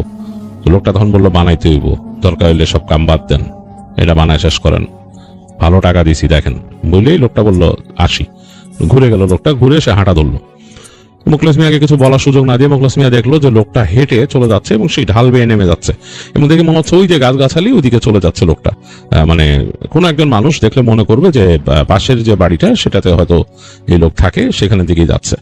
মুখলেস মিয়া ওই হাতে ওই বাদামি এনভেলপ নিয়ে থতমত খেয়ে দাঁড়ায় আছেন এবং মাপের কাগজটা তার আরেক হাতে, এবং সাথে হারিকেন ধরা। কিছুক্ষণ দাঁড়ায় থাকলেন, ঠান্ডা বাতাস একেবারে অন্যরকম। তো তিনি জমে গেছেন প্রায়। তো তিনি তাড়াতাড়ি ওই পোটলাটা নিয়ে, কাপড়ের যে ওই যে একটা গাঠি দিছে তাকে এরকম বড়, সে গাঠটিটা নিয়ে এবং হারিকেন সবকিছু নিয়ে ঘরে ঢুকে দরজা লাগালেন, এবং মনে হলো শীতটা আরো বেশি লাগা শুরু করলো, কাঁপতেছে। তো তিনি থরথর করে কাঁপতে কাঁপতে ওই গাঠটিটা একপাশে রাখলেন। তার মনে হলো যে লোকটা বললো নোংরা করেন না, তো তিনি রাখলেন। গাঠটি যেটা বাঁধা সেটা দেখলেন এটা সাদা কাপড়ের গাঠটি, সাদা কাপড় দিয়ে বানানো বড়, ভিতরে মনে হয় আরো পোটলা বড় এরকম আর কি। তো তিনি চিন্তা করলেন এটা পরে দেখি, আগে দেখি এখানে টাকা কি দিছে। তো তিনি ওই যেই তাকে যে ব্রাউন যে এনভেলপ দিছে সেটা খুললেন, খুলে দেখলেন যে এরকম মোটা টাকার বান্ডিল। অবাক হয়ে গেলেন তিনি, জারি বাপরে বাপ, এটা কি? মানে তাকে 5,000 টাকা দেওয়া, এখানে 5,000 টাকা। এবং তিনি থতমত খেয়ে গেলেন। সেই সময়কার সময় 5,000 টাকা বিশাল একটা অঙ্ক, 80-র দশকে 5,000 টাকার অনেক মূল্য। কাপড় বানানোর জন্য এবং 9টা বোরখার জন্য 5,000 টাকা, তিনি এটা অ্যাডভান্স দিচ্ছে তাকে। তিনি একদম থতমত খেয়ে গেলেন। এবং টাকাগুলা বেশ নতুন, একদম কচকচা নোট, সব 100 টাকার নোট। তিনি যে গুনছেন তার একদম ই লেগে গেছে, ঘাম ছুটে গেছে তার। তো তিনি তাড়াতাড়ি আর কোনো কথা না বলে সেই টাকাগুলা রাখলেন, রেখে কাঁপতেছেন থরথর করে, এবং তিনি বোরখার মাপ দেখে আরো কাঁপতেছেন। প্রায় ওই যে বললাম যে তার প্রায় 8 ফিটের উপরে লম্বা হবে যে মানুষ এটা পড়বে। তো মুখলেস মিয়া চিন্তা করলেন যে মানুষে কি এরকম লম্বা হয়, তাও আবার মেয়ে মানুষ, বোরখার তো আর ছেলে মানুষ পড়বে না। যাই হোক, এই চিন্তা করতে করতে তিনি বললেন যে না, আজকে রাত্রে যথেষ্ট হয়েছে, আজকে আর কোনো না। তিনি কাপড়ের ওই যে পোটলাটা সেটা শুধু একটু খুললেন। তো খুলে দেখলেন যে হ্যাঁ, সেখানে সাদা রঙের কাপড় রাখা। কাপড়টা হাত দিয়ে তিনি ফিল করলেন, খুবই উন্নত মানের কাপড়, একেবারে উন্নত মানের কাপড়, অনেকটা সুতি আর রেশম মেলানো। তিনি বুঝতে পারলেন না যে এটা কিভাবে মিক্স করা হয়েছে, বিদেশি কাপড়। তো তিনি তাড়াতাড়ি ওইটাকে আবার বেঁধে রেখে দিলেন এক কর্নারে। চিন্তা করলেন যে এই কাপড়ও তো আসছে অন্য জায়গার থেকে, কিরকম একটা অবস্থা, একেবারে বিদেশি কাপড়। তিনি এরকম কাপড় সচরাচর দেখেনি নাই। তো তিনি কাপড়টা রেখে টাকাগুলো তিনি উঠায় রাখলেন। তার একটা এরকম ছিল বাটির মতো, সেটার মধ্যে টাকা রেখে তিনি ঘুমাতে গেলেন রাতের বেলা। তো রাতে ঘুমাচ্ছেন, অনেক দুঃস্বপ্ন দেখতেছেন। তিনি স্বপ্নের মধ্যে দেখতেছেন লম্বা লম্বা বোরখা পরা মেয়ে মানুষ তার কাছে কাপড় দিতে আসতেছে সেলাই করতে। তো তিনি বেশ ভয় পেয়েছেন স্বপ্নের মধ্যে, এরকম লম্বা লম্বা স্বপ্নে দেখতেছেন এরকম বেশ লম্বা লম্বা মেয়ে মানুষের কাপড় সেলাই করার জন্য তাকে দিয়ে যাচ্ছে। তো তিনি বেশ ভয় পেলেন, দুঃস্বপ্ন দেখে উঠে বসলেন, দু একবার পানি খেয়ে তাড়াতাড়ি আবার দোয়া পড়ে ঘুমাই গেলেন। যাই হোক, দিন হলো, দিনের আলোতে সবকিছু তো দেখতে অন্যরকম। রাতের সেই জিনিসটা তার মনেই থাকলো না যে এরকম ঘটনা ঘটছে। কিছুক্ষণ পরে যখন দুপুরের পরে তার হঠাৎ খেয়াল আসলো যে হ্যাঁ, রাতে তো এরকম আসছিল অর্ডার নিয়ে। এটা কি আসলে কি আমি কি আসলে এরকম পাইছি কিছু না স্বপ্ন দেখছি? চিন্তা করে হেঁটে গেলেন, দেখলেন যে হ্যাঁ, সেই যে তিনি রাখছেন তার একটা চৌকি ছিল সেলাই মেশিনের পাশে, চৌকির উপরে সেই বস্তা রাখা। তো চিন্তা করলেন যে এই ব্যাপারটা নিয়ে এখন কাউরে বলা কি ঠিক হইব? মনে হয় না, এত টাকার অর্ডার খামাখাই ঝামেলা করে লাভ নেই, আমি বানানো শুরু করি। তো তিনি মোটামুটি চিন্তা করলেন যে এর মধ্যে যদি তার কাছে যেসব অর্ডার আসছে এগুলো যদি দু একজন খবর নিতে আসে তিনি বলবেন যে আপাতত তিনি একটু অসুস্থ, তার অনেক কাজ জমে গেছে, সবার অর্ডার দিতে একটু টাইম লাগবে। এই বলে তিনি চিন্তা করলেন যে আমি সবাই করবো আর কাজে লেগে যাই। তো যাই হোক, দুপুরে যখন তার খাওয়া দাওয়া আসছে তিনি খেয়ে দিয়ে তাড়াতাড়ি নিজের মতো শুরু করলেন কাজ এই দুপুরের পর থেকে, এবং এক নাগাড়ে সেলাই করলেন। এবং দেখা গেল যে তিনি ওই মাপ অনুযায়ী কাপড় কেটে তৈরি করে রাতের মধ্যে তার একটা বোরখা তৈরি হলো। এবং তিনি দেখলেন যে বেশ লম্বা একটা বোরখা, নিজেই দেখলেন মানে কাটার পর যখন তিনি সেলাই করছেন, সেলাই করার পর বেশ লম্বা একটা বোরখা। তখনও তিনি আবার চিন্তা করলেন যে এত লম্বা মানুষ কেমনে, তা আবার মেয়ে মানুষ। যাই হোক, এরপরে তিনি মানে ওই দিন রাতে আর কাজ করলেন না, ঘুমাই গেলেন। এবং পরের দিন তিনি চিন্তা করলেন যে আজকে আরো একাধিক বোরখা বানাবো, আর ওনার কাজের স্পিডও এসে গেল। যাই হোক, এরকম তিনি রাত জেগে জেগে কাজ করছেন এবং সেই মঙ্গলবার রাত পর্যন্ত তার বোরখা তৈরি হয়ে গেল। তিনি মানে খুব খুশি সবগুলো ভাঁজ করে, এবং তার কাজের স্যাটিসফ্যাকশন একটা, যে কাজ শেষ হলে তার কাছে খুশি লাগতো যে তিনি কাজ করছেন। যে কোনো কাজই খুব সুন্দর যদি হতো, নিজে চোখগুলা দেখতেন, ভালো লাগতো। তিনি সেই কাপড়গুলা ভাঁজ করলেন। ভাঁজ করছেন তখন তার শুধু চিন্তা হচ্ছে যে কারা পড়বে। তার মাথার মধ্যে একটা প্রশ্ন কিন্তু আছে যে কারা পড়বে, আর এই লোকটাই বাকি তার মতো কেন দেখতে, এসব বিভিন্ন প্রশ্ন তার মাথায়। আর লোকটাকে আসবে, আদৌ আসবে, এটা চিন্তা করতেছে। তো চিন্তা করতে করতে তিনি সব ভাঁজ করে সুন্দর করে পোটলা বাঁধলেন, বেঁধে রেখে দিলেন। আর এই যে কাপড়ের যে এই টুকিটাকি যে টুকরা, খুব বেশি বাঁচে নাই। খুবই আশ্চর্যজনক ব্যাপার, যেই কাপড়টা কিনছে সে কিন্তু দেখা গেছে খুব ভালো মাপ বুঝতো। তো তারপরে ছোটখাটো দু একটা কাপড়ের টুকরা বাঁচছিল, সেগুলো তিনি পোটলা করে রেখে দিলেন, তার একটা স্মৃতি, মানে যে এরকম কিছু তিনি কাজ করছেন চিন্তা করার জন্য। যাই হোক, তো তিনি পোটলা বেঁধে বসে আছেন। তো চিন্তা করলেন যে এখন তো বসেই আছি, আমি দু একটা কাজ ধরবো নাকি টুকিটাকি, আরো তো দু একটা কাজ রয়েছে। তো তিনি আজকে আর কাজ করতে তার ইচ্ছা করতেছে না। তো তিনি এগুলো সব রেখে তিনি বসে আছেন তার টেবিলের পাশে, চিন্তা ভাবনা করতেছেন কি। এই সময় তার পঞ্জিকা বই ছিল, পঞ্জিকা নিয়ে তিনি দেখতেছেন পূর্ণিমা কবে, এগুলো তিনি করতেন মাঝে মাঝে। এই সময় তিনি ঠিক তার দরজার বাইরে মনে হলো যে কার উপস্থিতি টের পাইলেন, যে কেউ একজন দাঁড়ায় আছে। একটু পর গলা খাকারি দিল তাকে, বেশ জোরে গলা খাকারি দিল। তিনি বললেন কে? তিনি বললেন কে কে আসছেন? তারা বলছেন মোখলেস মিয়া, আমি আইছি কাপড় নিতে, দরজা খুলেন। তো কণ্ঠ শুনে তিনি বুঝলেন যে এটা তো মানে সেই লোক, ওই যে সেনকে কাপড় দিছে। তাড়াতাড়ি তিনি তার চোখের থেকে নামলেন, নেমে যে তিনি বস্তাটা বাঁধছেন সেটাকে টেনে নামালেন। নামায় তিনি ওই দরজার কাছে আসলেন, এসে ওই দরজা খুলে দিলেন। তো দরজা খুলছেন, আজকে কিন্তু হারিকেন সাথে আনেন নাই, হারিকেনটা রাখা তার সামনে টেবিলে দূরে। তো সেটার আলোতে আবছা আলোতে দেখাচ্ছে সেই লোকটাকে জাস্ট আগের মতো, ওইরকম মানে সেই একই রকম চেহারা, কিন্তু আজকে একটু অন্ধকারে দাঁড়ানো দেখে একটু কম দেখা যাচ্ছে তাকে, বাট তার চোখ দুটো মনে হচ্ছে জ্বলতেছে। তো মোখলেস মিয়ার দিকে সে হাত বাড়ায় দিল যে তার প্যাকেটটা যাতে দেয়, মানে তার ওই পোটলাটা। মোখলেস মিয়া কিছু না বলে পোটলাটা দিলেন তার হাতে। তো তিনি পোটলাটা নিয়ে ওজন করলেন ধরে, তারপর তাকে পকেট থেকে আরেকটা এনভেলপ বের করে দিলেন, সেটাও ওই বাদামি রঙের, দিয়ে বললেন এখানে বাকি টাকা, চিন্তা করেন না, ভালোই টাকা দিছি, অসুবিধা নাই, কারোর সাথে কখনো আমার কথা বলবেন না, আমি কে কেন আইছিলাম। তো বলে আপনি কে? আমি তো এমনি জানি না, আপনি কিছু কর নাই আমারে, কয়া লাগবো না, কিন্তু কারো কাছে আমার এই অর্ডারের কথা কইবেন না, কখনো প্রয়োজন হলে আবার আমু। বলে মোখলেস মিয়াকে টাকাটা দিয়ে তিনি ঘুরে যান, মানে এনভেলপটা হাতে দিয়ে তিনি ঘুরে হাঁটা দেন, এবং হেঁটে দেখা যাচ্ছে ঠিক ওই মাঠ ধরেই যাচ্ছেন। মোখলেস মিয়া অনেকক্ষণ দাঁড়ায় আছেন গেটের কাছে, তিনি চিন্তা করতেছেন লোক কোথায় যায়, মানে হেঁটে হেঁটে দেখবেন তিনি। তো হঠাৎ তার মাথার মধ্যে একটা চিন্তা আসলো, এই লোক কে, তিনি দেখতে চান আসলে, তার মতো কেন দেখতে, ব্যাপারটা কি। তো তিনি তাড়াতাড়ি মানে খুব দ্রুত তিনি তার ওই টেবিলের ড্রয়ারে যেখানে তার সেলাই মেশিন থাকতো সেখানে একটা টর্চ লাইট ছিল, সেই টর্চ লাইটটা হাতে নিয়ে তিনি দরজাটা টেনে খুব সন্দর্পণে বেরিয়ে যান। লোকটা যেদিক গেছে সেদিকে তিনি হেঁটে যাচ্ছেন, ওই যে সামনের বাড়ি সেই মানে গাছপালার ওখানে। তো তিনি চিন্তা করতেছেন একবার যে ওই গাছপালার ওদিক দিয়ে লোকটা কই যাবে। তো দ্রুত কিন্তু সন্তর্পণে সে হেঁটে যাচ্ছে মোখলেস মিয়া। বেশ ঠান্ডা বাতাস, এবং তার গায়ে একটা সোয়েটার আছে, মোখলেস মিয়ার গায়ে সোয়েটার পরা, তার উপর শাল পরা। তো সুতরাং তার মানে ঠান্ডা খুব একটা সমস্যা হচ্ছে না। তিনি কান পেঁচায় নিয়েছেন এবং তিনি হেঁটে হেঁটে যাচ্ছেন। গাছপালার কাছে এসে তিনি দেখলেন গাছপালা বেশ নড়তেছে, এবং তিনি দেখছেন এখান দিয়ে লোকটা ঢুকে গেছে গাছপালার মধ্যে। তো তিনিও লোকটার পেছন মানে লোকটা যেখান দিয়ে ঢুকছে সেখান দিয়ে তিনি ঢুকে গেলেন ওইখানে। তো ঢুকেতে তিনি দেখতেছেন এটা কিন্তু তার একটা খুব পরিচিত জায়গার হওয়ার কথা, দিনের বেলা যেহেতু এই তার পাশের ভিটারই জায়গা, ওখানে বেশ অনেকগুলো গাছগাছালি সেখানে লাগাইছে, বিভিন্ন রকমের গাছ আছে, আমের গাছ ইত্যাদি ইত্যাদি বিভিন্ন গাছ। তারপরে বের হয়ে খোলা জায়গা, এবং তারপরে ওই পাশের বাড়ির সে ভিটা। তো তিনি যাচ্ছেন, এই আলো আধারি খেলা করতেছে, আকাশের আলো, চাঁদ যদিও মেঘে ঢাকা তারপরও চাঁদ বের হয়ে আসতেছে, সেটার আলো এই গাছের পাতার ফাঁক দিয়ে এসে আঁকিবুকি আঁকতেছে মাটিতে। অন্যরকম দূরে দেখা যাচ্ছে যে গাছপালা ফিকে হয়ে গেছে, সেখানে শেষ হয়ে মানে সেই আরেকটা জমিন তৈরি হয়েছে এখানে, মানে যেখান থেকে বের হয়েছে আর কি। তো তিনি সেদিকে বেরোচ্ছেন। তিনি চিন্তা করছেন তো আমি পাশের বাড়ির অমুকদের এই সে বেরিতেছি আর কি, ঘরের দিকে বেরিতেছি, কই গেল এই বেটা, ওই জমিনের ওই পারে গেছে নাকি, এই চিন্তা করতে করতে তিনি হেঁটে হেঁটে যাচ্ছেন। তো যাই হোক, তিনি বের হয়ে যখন আসতেছেন তখন দেখলেন গাছগাছালির শেষের দিকে প্রচন্ড কুয়াশা, ধোঁয়া, মানে ধোঁয়া কুয়াশা দিয়ে ভরা, মানে কিচ্ছু দেখা যাচ্ছে না সামনে, একেবারে ধোঁয়া, এবং মনে হচ্ছে কুয়াশা আরো আসতেছে, এবং সে কুয়াশার যে একটা ঘ্রাণ সেটাও নাকে এসে লাগতেছে। মোখলেস মিয়া একটু অবাক হয়ে গেলেন, এবং কেমন জানি একটা উষ্ণ আর্দ্র আবহাওয়া জায়গায়, মানে শীতটা কমে গেছে, আর্দ্রতা আছে নাকের মধ্যে, যেমন কুয়াশা যখন লাগে মিস্টের একটা ভাব সেরকম। তো মোখলেস মিয়া হাঁটতে হাঁটতে সেই মিস্টের মধ্যে ঢুকে গেল, এবং তিনি এবার বুঝতেছেন না কোথায় যাবেন কি। আকাশের আলো কিন্তু সেই মিস্টের উপর পড়তেছে, কুয়াশার উপর, এবং কুয়াশাটা সাদাটে হয়ে যাচ্ছে চারিদিকে, মানে চারিদিকে তার কাছে মনে হচ্ছে সাদাটে ধোঁয়ায় ঢাকা। তিনি কিন্তু দিক দিশা পাচ্ছেন না। তিনি ভাবলেন যে আমি কি টর্চ লাইট বের করে জ্বালাবো, আবার ভয় পেলেন যে তিনি টর্চ লাইট জ্বালায় কোথায়, যে মানে কেউ যদি দেখে ফেলে, ওই লোক যদি দেখে থাকে, তো লোকটাকে তার বেশ ভয়ই লাগছে।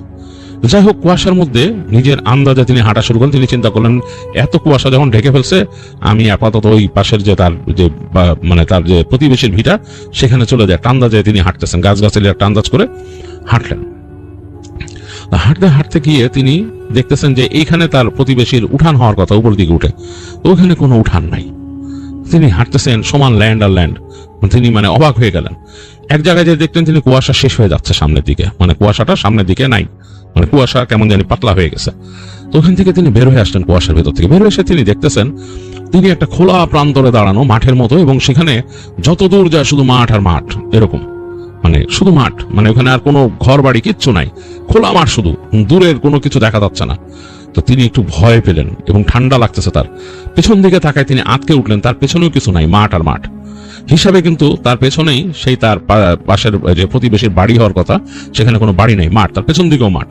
তিনি বললেন আমি কোথায় আসলাম, কারণ তিনি প্রতিবেশীর বাড়ি যদি না পান, তার নিজের বাড়িও কিন্তু হারায় গেল হিসাবে। তিনি কোথায়, এবং তিনি সামনের মাঠটাও চিন্তাছেন না। তিনি হাঁটতে হাঁটতে যাচ্ছেন সামনের দিকে, আর দিশাহারা হয়ে গেছেন। আরো বেশ কিছু দূর হাঁটার পর তিনি দূরে দেখলেন লম্বা লম্বা কিছু মানুষ দাঁড়ানো মাঠের মাঝখানে এক জায়গায় জড়ো হয়ে, মানে মনে হচ্ছে প্রায় 10-12 জন মানুষ লম্বা আলখাল্লা পরা দাঁড়ায় আছে সেখানে, এবং সাদা সাদা আলখাল্লা বেশ বড় বড়, এবং তারা মনে হচ্ছে যে একটা লাইন তৈরি করছে দাঁড়ায়। তো তিনি হাঁটতে হাঁটতে ওই মানুষদের থেকে একটা ডিস্টেন্সে চলে আসছেন, লম্বা লম্বা। তিনি চিন্তা করতেছেন কি বলবেন, তিনি তারা তো তাকে দেখতেছেন নিশ্চয়ই আসতে।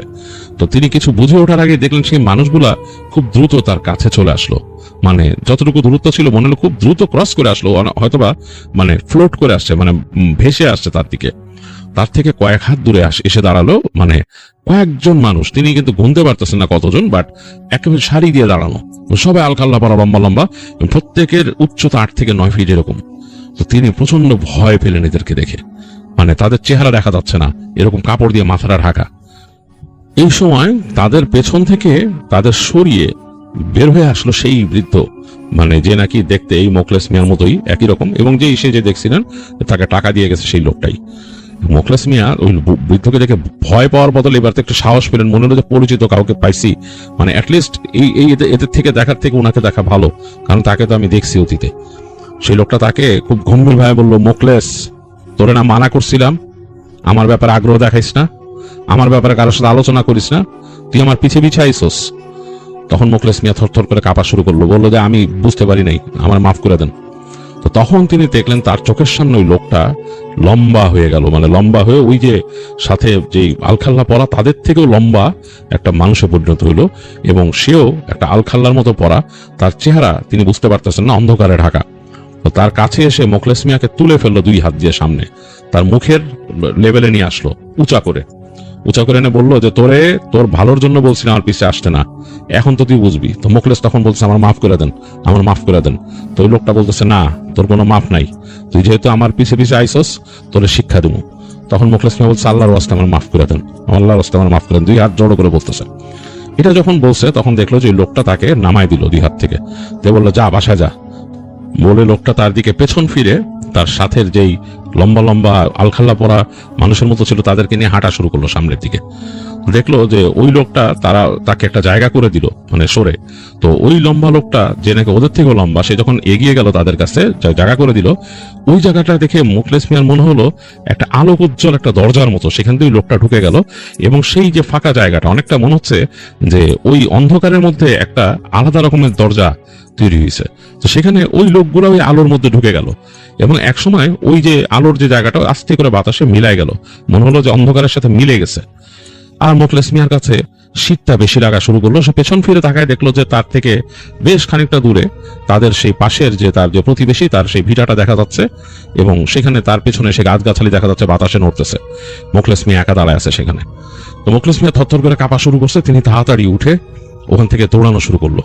তো তিনি দৌড়াচ্ছেন, এবং তিনি যখন দৌড়াচ্ছেন তখন তার মনে হলো যে তার পেছনে কেউ ইট মারতেছে, মানে একদম থপ থাপ করে পড়তেছে। এদিকে তার গায়ে লাগতেছে না, তার চারিপাশে লাগতেছে ইটগুলো, এসে এদিকে পড়তেছে, ওদিকে পড়তেছে, মাটির ঠেলাগুলো, ওই যে পাশে যে ক্ষেত থেকে ছুড়ে ছুড়ে মারতেছে কেউ। এখন এগুলো পড়ে পড়ে ভেঙে যাচ্ছে, মানে একদম গুঁড়া গুঁড়া হয়ে যাচ্ছে তার আশেপাশে। এবং তিনি প্রাণ বন্ধ দৌড়াইতেছেন। দৌড়াতে দৌড়াতে তিনি পাশের বাড়ির সেই আঙিনা পার হয়ে চলে আসলেন গাছগাছালির মধ্যে। সেখানে তিনি দৌড়াচ্ছেন গাছগাছালির ফাঁক দিয়ে, এবং তার মনে হচ্ছে তার পেছনে সেই ইটগুলো এসে লাগতেছে এদিক ওদিক, এবং শব্দ পাচ্ছেন তিনি। এইভাবে দৌড়াতে দৌড়াতে তিনি তার দরজায় আসলেন। যেভাবে খোলা রেখে গেছেন সেভাবেই আছে। বাসার মধ্যে ঢুকে দরজা লাগাই দিলেন। তো এই সময় তার দরজার মধ্যে কয়েকটা ইট পড়লো এসে, সেই যে প্রথম দিনের মতো তাকে যখন অর্ডার নিয়ে আসছিল সেরকম ইট এসে পড়লো অনেকগুলা। তো মোখলেস মিয়া ভয়ে কাঁপতেছেন। এই সময় তার দরজার বাইরে আবার শুনলেন তিনি সেই কণ্ঠ, মোখলেস, আর কখনো আগ্রহ দেখাবি না, আমি হয়তো আবার আসুম, কারো কাছে আমার কথা কবি না। এই বলে মানে শব্দটা বন্ধ হয়ে গেল, এবং ওই মানে সেই ইট মারাও বন্ধ হয়ে গেল। মোখলেস মিয়া তাড়াতাড়ি তার সেই ভয়ের চোটে তার চোখের মধ্যে ঢুকে লেপ টেপ নিয়ে মুড়ি দিয়ে তিনি শুয়ে থাকলেন। তো সকালে উঠলেন তিনি। সকালে ওঠার পরে তিনি মানে দেখলেন যে তার মনে হচ্ছে শরীরটা ভালো না, তার জ্বর আসছে। তো তিনি ওর মধ্যে তার পকেটে হাত দিলেন, দিয়ে তিনি বোঝার চেষ্টা করলেন, রাতের স্মৃতি মনে পড়ছে, বোঝার চেষ্টা করলেন। তিনি দেখলেন যে হ্যাঁ, তার পকেটে সেই ব্রাউন সেই এনভেলপ আছে। তো সেটা বের করে তিনি খুললেন, বের করে দেখলেন যে সেই যে চকচকে 100 টাকার নোট আরো ওখানে। তো ওই অসুস্থ লাগা অবস্থায় তিনি উঠে বসে গুনলেন, দেখলেন আরো 5,000 টাকা, মানে তাকে টোটাল 10,000 টাকা দিছে এই 9টা বোরখা বানায় দেওয়ার জন্য। তো মোখলেস মিয়া সেই টাকাটা নেয়, নিয়ে তিনি ওই অসুস্থ অবস্থায় উঠে তিনি সেই বাকি তার টাকার সাথে রাখেন, রেখে তিনি তার মতো মানে দিনপাত করেন। দুপুরে যখন তাকে খাবার দিতে আসে, তিনি সেই মহিলাকে বলেন যে তাকে একটু এখানকার যে ইমাম সাহেব আছে তার সাথে দেখা করাই দিতে, তার শরীরটা খুব খারাপ। তো সেই মহিলা যিনি ভাত নিয়ে আসছিলেন তিনি ইমাম সাহেবকে খবর দেন। ইমাম সাহেব মোখলেস মিয়ার কথা শুনে, অসুস্থ শুনে তিনি আসেন, এসে বলেন যে মোখলেস মিয়া, কি অবস্থা, আপনি নাকি অসুস্থ, আপনি আমারে খবর দিলেন, কখনো তো আমারে খবর দেন না, বা আমার সাথে দেখাও করেন না খুব একটা, কি হইলো আপনার হঠাৎ? তো মোখলেস মিয়া তখন বলে যে না হুজুর, আসলে আমার তো আসলে সময় হয় না, আমি তো কাজকর্ম নিয়ে থাকি, মসজিদে গেলে জাস্ট নামাজ পড়ে বেড়ে আসি, খুব একটা দেখা করার সময় পাই না আপনার সাথে। তো যাই হোক, আপনি কষ্ট করে আসছেন, আমি খুব খুশি হয়েছি। আমার কিছু ঘটনা হয়েছে। তো হুজুর তখন জিজ্ঞেস করেন কি হয়েছে? তখন মোখলেস মিয়া সব খুলে বলে তাকে। তো শোনার পরে তখন হুজুর বলেন যে আসলে ব্যাপারটা হয়েছে কি, আপনার কাছে যারা আসছিল আপনি তো বুঝতেই পারছেন তারা কোনো সাধারণ কিছু না, মানে মানুষ তো না, এটা বুঝতেই পারছেন, এগুলো জিন্নাত। এরা আসছিল আপনার দিয়ে কোনো কাজ করায় নিতে, এবং এরা সম্ভবত ভালো জিন্নাত, এর জন্য আপনাকে পারিশ্রমিক দিয়ে কাজ করায় নিয়ে গেছে।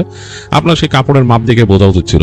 তো ওরা ডিটেলসে বা ওরা নিজেরা কিভাবে কি করে, কোথার থেকে কি খায়, কোথার থেকে কি নেয়, আমরা কিন্তু যতটুকু আমরা পড়ছি ততটুকুই জানি, বাকি জানি না। তো এখন আপনার কাছ থেকে হয়তো জিনিসটা নিছে, আপনাকে হয়তো তারা মনে করছে যে এই কাপড়টা বা এই জিনিসটা আপনি তাদের জন্য বানাই দিতে পারবেন, বা তাদের হয়তো এরকম আরো অনেক আছে যাদের থেকে কাজ করায়, কে জানে, এটা তো আমরা আসলে জানি না ওরকম।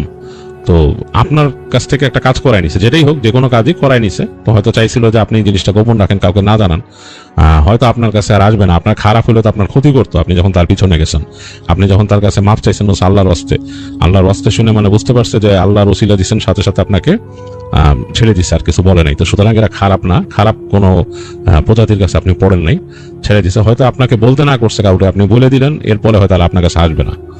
তো মোখলেস মিয়া বলে যে হ্যাঁ, মনে আর আসবে না। তো মোখলেস মিয়া নিজেই বলতেছে না, আসাই ভালো, আমি আর চাই না এরকম কাজ করতে। ঠিক আছে, অসুবিধা নাই, যাই হোক সাবধানে থাকেন, দোয়া দুধ পড়েন, একা থাকেন, একা বাসায় থাকা ঠিক না, বয়স হয়েছে, আপনার পোলারে আমি বলবো, আপনার পোলারে আমি দেখলেই বলবো যে আপনারা কেন এরকম। তো মোখলেস মিয়া বলে যে আমার পোলা তো আমার ছেড়ে গেছে গাইছি। যাই হোক, ইমাম সাহেব বলে যে আমি বলবো তাকে, এবং আপনি এইভাবে থাকেন না, একলা একলা থাকাটা ঠিক না। তো খারাপ জিনিসও তো আছে, চলাফেরা করে ভালো জিনিস আছে, আবার খারাপ মানুষও তো আছে। তো সবকিছু থেকে সাবধানে থাকতে হয়। তো এই বলে তো হুজুর মুখলেস মিয়াকে দোয়া দরুদ পড়ে ফু দিয়ে যান এবং বলে যে ওষুধ টষুধ খান, এই জ্বর আসছে সেরে যাবে, হয়তো ভয় পেয়েছেন, ঠান্ডায় বেরিয়েছেন, এর জন্য ঠিক হয়ে যাবে ইনশাল্লাহ।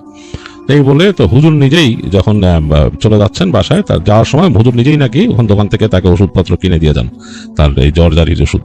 মুখলেস মিয়া খুবই হুজুরকে তিনি দিতে চান, মানে এটার জন্য পারিশ্রমিক। হুজুর বলে যে না, আনা লাগবে না। তো তারপরে জোর করে তিনি জাস্ট ওষুধের দামটা দিয়ে দেন হুজুরকে।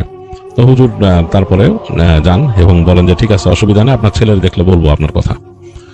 তো এই মুখলেস মিয়া এরপর নাকি বেশ ভয়ে ভয়ে থাকতো, অনেকদিন ভয়ে ভয়ে থাকতো। সে এরকম মানে বাসার থেকে বেরোতে পারতো না, রাতের বেলা ভয় পেত। তো একসময় তার এই হুজুর তার ছেলের সাথে কথা বলে তার ছেলেকে শাসন করে এবং তার ছেলে একসময় মুখলেস মিয়াকে তার বাসায় নিয়ে যায়, মানে সে যেখানে নতুন থাকে সেখানে নিয়ে যায়। এই মুখলেস মিয়ার ভিটাটা তারা ভাড়া দিয়ে দেন আর তারা ওখানে উঠেন। তো এই হচ্ছে মুখলেস মিয়ার ঘটনা। আর আপনারা আমাদের সাথে থাকবেন, ঘটনা পাঠিয়ে আমাদেরকে সঙ্গ দেবেন, আমাদের চ্যানেলটি সাবস্ক্রাইব করবেন, লাইক দিবেন, শেয়ার করে দেবেন। তাহলে বিদায় নিয়ে নিচ্ছি আজকের মতো। আল্লাহ হাফেজ, টাটা।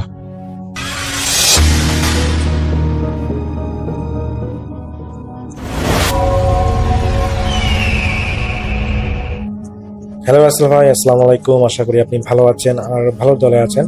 আমার নাম রিপন, আমি লালমিহাট থেকে বলতেছি। রাসেল ভাই, এখন যে ঘটনাটা আমি শেয়ার করব, এই ঘটনাটা আমাদের লালমিহাট আদিতমারিতে একটি ঘটে যাওয়া ভয়ানক ঘটনা। অত সেই ঘটনাটা আমি এখন আপনাকে শেয়ার করব। রাসেল ভাই, আমাদের আদিতমারিতে হচ্ছে উপজেলা, আর উপজেলা থেকে ঠিক যদি 3 কিলোমিটার আমরা যদি দক্ষিণে যাই, তাহলে সেটা হচ্ছে একটা হলো ইউনিয়ন। ইউনিয়নের নামটা আমি এই মুহূর্তে বলতে পারতেছি না সঙ্গত কারণে। তো ওইখান থেকে আমাকে একজন ঘটনা পাঠিয়েছেন, তার নাম হলো সজীব। তো আমি চেষ্টা করবো সজীবের মতো ঘটনাটা শেয়ার করার। আর ঘটনাটা ঘটেছিল সজীবের দাদার সাথে, একটা ঘটনা ঘটেছিল, সেটা আমাকে শেয়ার করেছেন। তো আমি সেই ঘটনা চলে যাচ্ছি। রাসেল ভাই, আদিতমারি থেকে দেখা যায় যে দক্ষিণে যদি জাস্ট খালি হচ্ছে আপনার হাফ কিলোমিটার যাওয়া যায়, তাহলে ওখানে একটা বিশাল বটগাছ পাওয়া যাবে এবং বটগাছের পাশ দিয়ে একটা রাস্তা চলে গেছে। এখন রাস্তাটা পাকা, এখন সম্পূর্ণ রাস্তাগুলোই পাকা আদিতমারিতে। তো ঘটনার সময়কাল ছিল 2008 সাল বা 6 সাল, এটা স্পষ্ট করে তিনি বলতে পারেন নাই। তিনি বলেছেন যে 20 বছর আগের একটি ঘটনা। তো 20 বছর আগে তাহলে 2006 সাল হবে। তো সেই সময়ে ওই সজীবের দাদার সাথে একটা ঘটনা ঘটেছিল, সেই ঘটনাটা আমি এখন শেয়ার করবো। তো ওই আদিতমারি থেকে আমি তো বললাম যে হাফ কিলোমিটার গেলে একটা বটগাছ আছে এবং সেই বটগাছ দিয়ে পাশ দিয়ে গেলে রাসেল ভাই প্রায় 1 কিলোমিটার গেলে একটা হচ্ছে মন্দির পাওয়া যায় এবং সেই মন্দিরের পাশে শ্মশানও আছে। এবং সেখান থেকে, সেই শ্মশান থেকে যদি আবার দেখা যায় যে আরও 1 কিলোমিটার যাওয়া হয় আরও দক্ষিণের দিকে, তো যেতে যেতে সেখানে আরও 2টা বড় বড় বটগাছ পাওয়া যায়। রাসেল ভাই, আমি ওই জায়গাটা গিয়েছিলাম, আমি দেখেছি যে এখনো আসলে ওই বটগাছগুলোর নিচে যদি কেউ একা যায়, একটু হলেও তার মনে কিন্তু ভয় কাজ করবে। তো ঘটনাটা যেহেতু আজ থেকে 20 বছর আগে, তো সেই সময় চিন্তা করেন যে ওই বটগাছের নিচে যদি কেউ চলে যায় বা হেঁটে যায়, মানে তার ফিলিংসটা কেমন হবে? অবশ্যই তারও হলো ভয় লাগবে। তো একদিন ওই সজীবের দাদা, তার হলো দোকান ছিল আদিতমারিতে, হচ্ছে দোকান আছে। তো দোকানের কাজ শেষ করে তিনি তার কাছে হাতে থাকা একটা সাইকেল, তার কাছে একটা সাইকেল এবং তার সাথে একটা টর্চ লাইট ছিল, ওই ব্যাটারি চালিত টর্চ লাইট। তো তিনি যখন ওই টর্চ লাইট এবং সাইকেল নিয়ে তিনি বাসার উদ্দেশ্যে যাচ্ছেন, সেদিন আসলে তার একটু দেরিই হয়েছিল এবং তিনি লক্ষ্য করেন যে রাস্তাগুলো যেন একদম শুনশান, কোনো মানুষজন নেই। আসলে ভাই, রাত 12টা বা 11টা মানে কিন্তু গ্রামের রাতে কিন্তু, মানে সেই সময়ে, এখন যদিও আদিতমারিতে 11টা 12টা কোনো ব্যাপার নয়, এখন এটা বলা যায় একটু শহরের ছোঁয়া পেয়েছে, কিন্তু আজ থেকে 20 বছর আগে এটা তো কোনো শহরের ছোঁয়া ছিল না, একদম একটা পল্লী গ্রাম ছিল। তো সেই সময়কার কিন্তু দেখা যায় যে মানুষ 10টার মধ্যেই একদম ঘুমিয়ে পড়তো এবং রাত 11টা মানে হচ্ছে রাস্তা একদম ফাঁকা, কোনো মানুষজন ছিল না। তো সজীবের দাদু ওই 11টা 12টার দিকে তিনি বাসায় যাচ্ছিলেন, সেই সময় এত রাত করে আসলে তার দোকানে কিছু কাজ থাকার কারণে তিনি সেদিন তাড়াতাড়ি যেতে পারেন না। তো তিনি যেহেতু একটু সাহসী ছিলেন, যে কারণে তিনি এগুলোর ভয়ে একটু কম পান। তো তিনি তার দোকান বন্ধ করে সাইকেল নিয়ে এবং সাথে টর্চ লাইট নিয়ে তিনি যখন ওই আধা কিলোমিটার পর একটা বট গাছ আছে ওইখানে যখন যান, মানে ওইখানে যখন তিনি ক্রস করবেন, তিনি একটা জিনিস অনুভব করেন যে ওই বট গাছের নিচে এত পরিমাণ অন্ধকার যে তার টর্চ লাইট দিয়েও যেন তিনি সেই অন্ধকারটা দূরীভূত করতে পারতেছেন না, এত অন্ধকার। তো তিনি যখন সেই অন্ধকারটা পার হলেন, সেই বটগাছটা পার হলেন, রাসেল ভাই এরপর তিনি হলো তার ভয় দূর করার জন্য তিনি হলো তিনি স্মোকিং করতেন। তো তিনি একটা বিড়ি লাগান। সেই সময় মানুষ আসলে যা খায়, যেটা খাইতো আর কি, স্মোক করতো, ওটাকে বিড়ি বলতো। এখন যেরকম সিগারেট বলা হয়, সেই সময় সিগারেট বলতো না, তারা বলতো যে বিড়ি। তো তিনি একটা বিড়ি লাগান এবং বিড়ি লাগাইতে লাগাইতে তিনি সাইকেল চালান এবং টর্চ লাইট দিয়ে দেখে দেখে তিনি সেই সময় কাঁচা রাস্তা দিয়ে যাচ্ছেন। তো রাসেল ভাই তিনি যখন ওই শ্মশানের কাছাকাছি যাবেন, সেই সময় তার আসলে বিড়িটা শেষ হয়ে যায়, যেতে 1 কিলোমিটার তিনি ফুগাইতে আসতেছিলেন। তো এখানে আসার আগে তার বিড়িটা শেষ হয়ে যায়। তো বিড়িটা শেষ হওয়ার পর তিনি যখন ওই টর্চ লাইট মেরে মেরে ওই আপনার হচ্ছে শ্মশানের সামনে দিয়ে যাচ্ছিলেন, হঠাৎ করে তিনি সাইকেল থেকে ধুম করে পড়ে যান। মনে হচ্ছিল যে সাইকেলটা কোনো গর্তের মধ্যে পড়ে গিয়ে তিনি একদম কুশি দিয়ে পড়ে যান। তো এমনিতে বেশ অবাক হন, কি ব্যাপার, তিনি পড়ে গেলেন কেন, মানে মোটামুটি একটু ব্যথা পান। তো তিনি যখন ওই সাইকেলের কাছে আসেন, এসে যখন তিনি রাস্তাটাকে একটু দেখার চেষ্টা করেন, তিনি দেখেন যে রাস্তা একদম ঠিক আছে, রাস্তার কোনো সমস্যা নেই, কিন্তু তারপরে তিনি বুঝতে পারতেছেন না তিনি এখানে পড়ে গেলেন কেন। তো রাসেল ভাই তিনি হয়তো প্রথমে ভাবলাম হয়তো বা কোনো মাটি দলা টলা বা কোনো কিছু রাস্তার মাঝে ছিল, সেখানে হয়তো বা তার সাইকেলের চাকা লেগে হয়তো বা তিনি পড়ে গিয়েছেন। তো এটা তিনি মনে করেছিলেন, যেহেতু রাস্তা একদম ভালো ছিল, কোনো ভাঙাভাঙা ছিল না, কিন্তু তারপরেও তিনি পড়ে গিয়েছেন। তো তিনি এটা অনুমান করলেন আর কি। তো রাসেল ভাই যখনই তিনি সাইকেল নিয়ে আবার রওনা দিবেন, তখনই তিনি শুনতে পান যে ওই মন্দিরের পাশে শ্মশান থেকে কান্নার আওয়াজ। তো রাসেল ভাই যখন তিনি ওই শ্মশানের দিকে তাকান, তিনি দেখেন যে অনেকগুলো মানুষ যেন ওই শ্মশানের দিকে চতুর্পাশে ঘেরাও করে শ্মশানটার ওই চিতার মধ্যে দেখতেছে। অথচ এতক্ষণ তিনি সেই চিতারাও দেখেননি, মানুষগুলোকেও দেখেননি। যখনই তিনি সেদিকে তাকিয়েছেন, দেখেন যে ওই শ্মশানের চিতার মধ্যে একজন মানুষকে পড়া হচ্ছে এবং তার আশেপাশে অনেক, মনে হয় যে পরিবারের অনেক লোকজন দাঁড়িয়ে দাঁড়িয়ে সেটা দেখতেছে। তো এটা দেখে তিনি বেশ অবাক হন, কারণ তিনি আসার সময় কিন্তু এই ধরনের কোনো কিছু আয়োজন বা দেখা যায় যে যখন চিতা হলো আগুন দেওয়া হয়, তার অনেক 2-3 ঘন্টা 5 ঘন্টা আগ থেকে কিন্তু চিতায় ওই সাজানো হয়, সবকিছু ম্যানেজ করা হয়, সাজানো হয়। কিন্তু তিনি একটু বেশ অবাক হন, হয়তো তিনি চিন্তা করেন যে হয়তো তিনি লক্ষ্য করেন নাই, যার কারণে তিনি এটা মিস করেছেন। তো এখন তিনি দেখেন যে সেই থেকে কান্নার আওয়াজ আসতেছে। তো এটা দেখে তিনি বেশ অবাক হন যে একটা মানুষকে পোড়ানো হচ্ছে আর সেখানে একটা মেয়ের আওয়াজ আসতেছে। আর এত রাতে তো এখানে কোনো মেয়ে মানুষ থাকার কথা না, তো যারা পোড়ায় শুধু তারাই থাকবে, এখানে তো কোনো মেয়ে মানুষ থাকার কথা না। তিনি বেশ অবাক হন এবং তিনি চিন্তা করেন যে হিন্দুদের পোড়াচ্ছে, এখানে যেহেতু তিনি মুসলিম, তো ওখানে তো তার যে বা দেখে কোনো কাজ নেই। তো তিনি আসলে কোনো কিছু চিন্তা না করে তিনি তার সাইকেলটা আবার চালিয়ে তিনি যাচ্ছেন। তো রাসেল ভাই যেতে যেতে সেই শ্মশান থেকে আরো 1 কিলোমিটার যাওয়ার পর ওই যে 2টা বট গাছের কথা বলেছিলাম, যে 2টা বট গাছ এখন পর্যন্ত ওটা নিচ দিয়ে যদি কেউ যায়, একটু হলেও তার কাছে ভয় লাগার বিষয়টা কিন্তু কাজ করে। তো সেই সময় ওই বট গাছের নিচে যখন তিনি যাচ্ছিলেন, রাসেল ভাই তখনই ওই সজীবের দাদার নাম ধরে কেউ ডাকতেছে গাছ থেকে। তো যখন সজীবের দাদার নাম শুনে তিনি তো বেশ অবাক হন যে তার নাম ধরে আবার কে ডাকতেছে। তো যখন তিনি তার সাইকেলটা থামিয়ে পিছনে তাকান সেই বট গাছের দিকে, রাসেল ভাই দেখেন যে সেই বট গাছের মধ্যে একটা মেয়ে অবয়বের মতো বট গাছের নিচে দাঁড়িয়ে আছে। তো তিনি চিন্তা করেন যে হয়তো বা কেউ বিপদে পড়েছে, যার কারণে তাকে ডাকতেছে বা তাকে চেনে, এই জন্য হয়তো ডাকছে। তো তিনি তো সাইকেলটা ঘুরিয়ে সেই মেয়ে অবয়বটার কাছে চলে যান। তো যে জিজ্ঞেস করেন যে কে আপনি, আমার নাম ধরে, আমার নাম জানেন কিভাবে, আমাকে ডাকতেছেন কেন? তো সেই মেয়েটা কোনো কিছু বলে না। তো যখন সজীবের দাদা ফোর্স করে যে আরে আপনি বলেন না কেন, আপনি আমাকে ডাকলেন অথচ এখন কথা বলেন না, তাকাচ্ছেন না, কাহিনী কি? তো যখন ডাকার নির্দেশ হবে তিনি বলেছেন, তো সেই মহিলাকে যে রাসেল ভাই যখন চোখ তুলে তাকায়, তখন যেন সজীবের দাদার যেন ভিতরে আত্মাটা বের হওয়া উপক্রম। তিনি দেখেন যে সেই মেয়েটার ফেসটা এত বাজেভাবে মানে ঝলসানো, মানে আগুন দিয়ে মনে হয়েছে ঝলসে যাওয়া। তো এটা দেখে তিনি প্রচন্ড পরিমাণে ভয় পেয়ে যান এবং মানে একটা চিৎকার দেন, অজানা একটা চিৎকার দেন এবং জিজ্ঞেস করেন যে কে আপনি? বলে যে আমাকে বাঁচাও, আমাকে বাঁচাও, আমাকে ওরা মেরে ফেলতেছে, তুই আমাকে বাঁচাও, কে আপনাকে মেরে ফেলতেছে? ওই যে ওই শ্মশানে ওই লোকগুলো আমাকে মেরে ফেলতেছে, আমাকে বাঁচাও। তো এটা শুনে তো রাসেল ভাই, সজীবের দাদা এত পরিমাণ ভয় পায়, তো কি বলে শ্মশানে একে পোড়া হচ্ছে আর এই কিনা বলো একে বাঁচাতে। তো তার মনে পড়ে যায় যে ওই দিক দিয়ে আসার সময় কিন্তু দেখা যায় যে তিনি সেই শ্মশান থেকে মেয়ের কান্নার আওয়াজ শুনতেছিলেন, যে মানে সাহায্য চাওয়ার আশায় যে মানুষ যেভাবে কান্না করে সেইভাবে। তো এখন এই মেয়েটাও সেটাই বলতেছে। তো তিনি চিন্তা করেন যে এটা কোনো ভালো কিছু নয়, অবশ্যই এটা খারাপ কিছু হচ্ছে। তো তিনি রাসেল ভাই একটু চিন্তা না করে তিনি তার সাইকেল নিয়ে দেন এক দৌড়। কিন্তু তার কাছে মনে হচ্ছে যে সাইকেলটা যেন রাসেল ভাই কি জন্য পিছনে বসে আছে, এত পরিমাণ ভারী, তিনি কোনোভাবেই তার সাইকেলটাকে জুড়ে স্পিডে নিয়ে যেতে পারতেছেন না। এবং পিছন থেকে সেই মেয়েটার আত্মনাদ তিনি শুনতে পাচ্ছেন যে আমাকে ছেড়ে যেও না, আমাকে বাঁচাও বাঁচাও।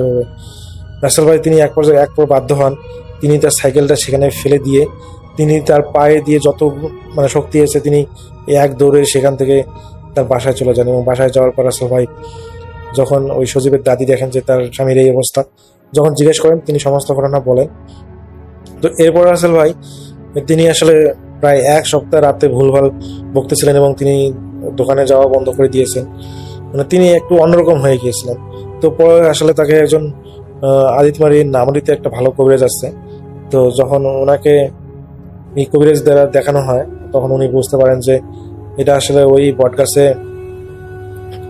বটগাছে থাকে একটা খারাপ জিন, সেই জিনটা আসলে ওনাকে পছন্দ করে বা ওনাকে ওনার পিছু নিয়েছে আসলে।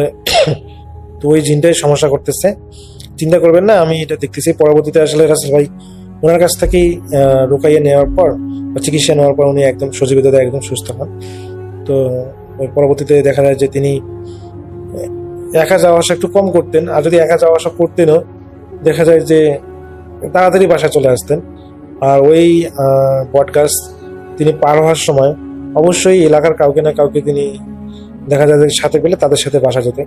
তো এইভাবে আসলে তিনি অনেকদিন যাওয়া আসা করেন। তো এরপর তার সাথে আর কোনো ধরনের ঘটনা ঘটেনি। তো রাসেল ভাই এটাই ছিল সজীবের ঘটনা। আমি আসলে হয়তো ঘটনাটা একটু মানে সুন্দরভাবে বলতে পারিনি, আমি যতটুকু চেষ্টা করেছি তার মতো করে ঘটনাটা শেয়ার করার। তো ভুল ত্রুটিগুলো আমাদের সুন্দর দৃষ্টিতে দেখবেন। শ্রোতাদের কাছে রিকোয়েস্ট যে ঘটনা যদি ভালো লাগে এবং খারাপ লাগে যেটাই হোক না কেন আপনারা কমেন্ট করে জানিয়ে দেবেন যে ঘটনা কেমন লাগতেছে, আর আপনারা কোথা থেকে ঘটনাগুলো শুনতেছেন সেটা জানালে বেশ খুশি হব আমি। তো আসলে এটা ছিল আমার ঘটনা। সবাই ভালো থাকবেন, সুস্থ থাকবেন এই প্রত্যাশায়। আল্লাহ হাফেজ।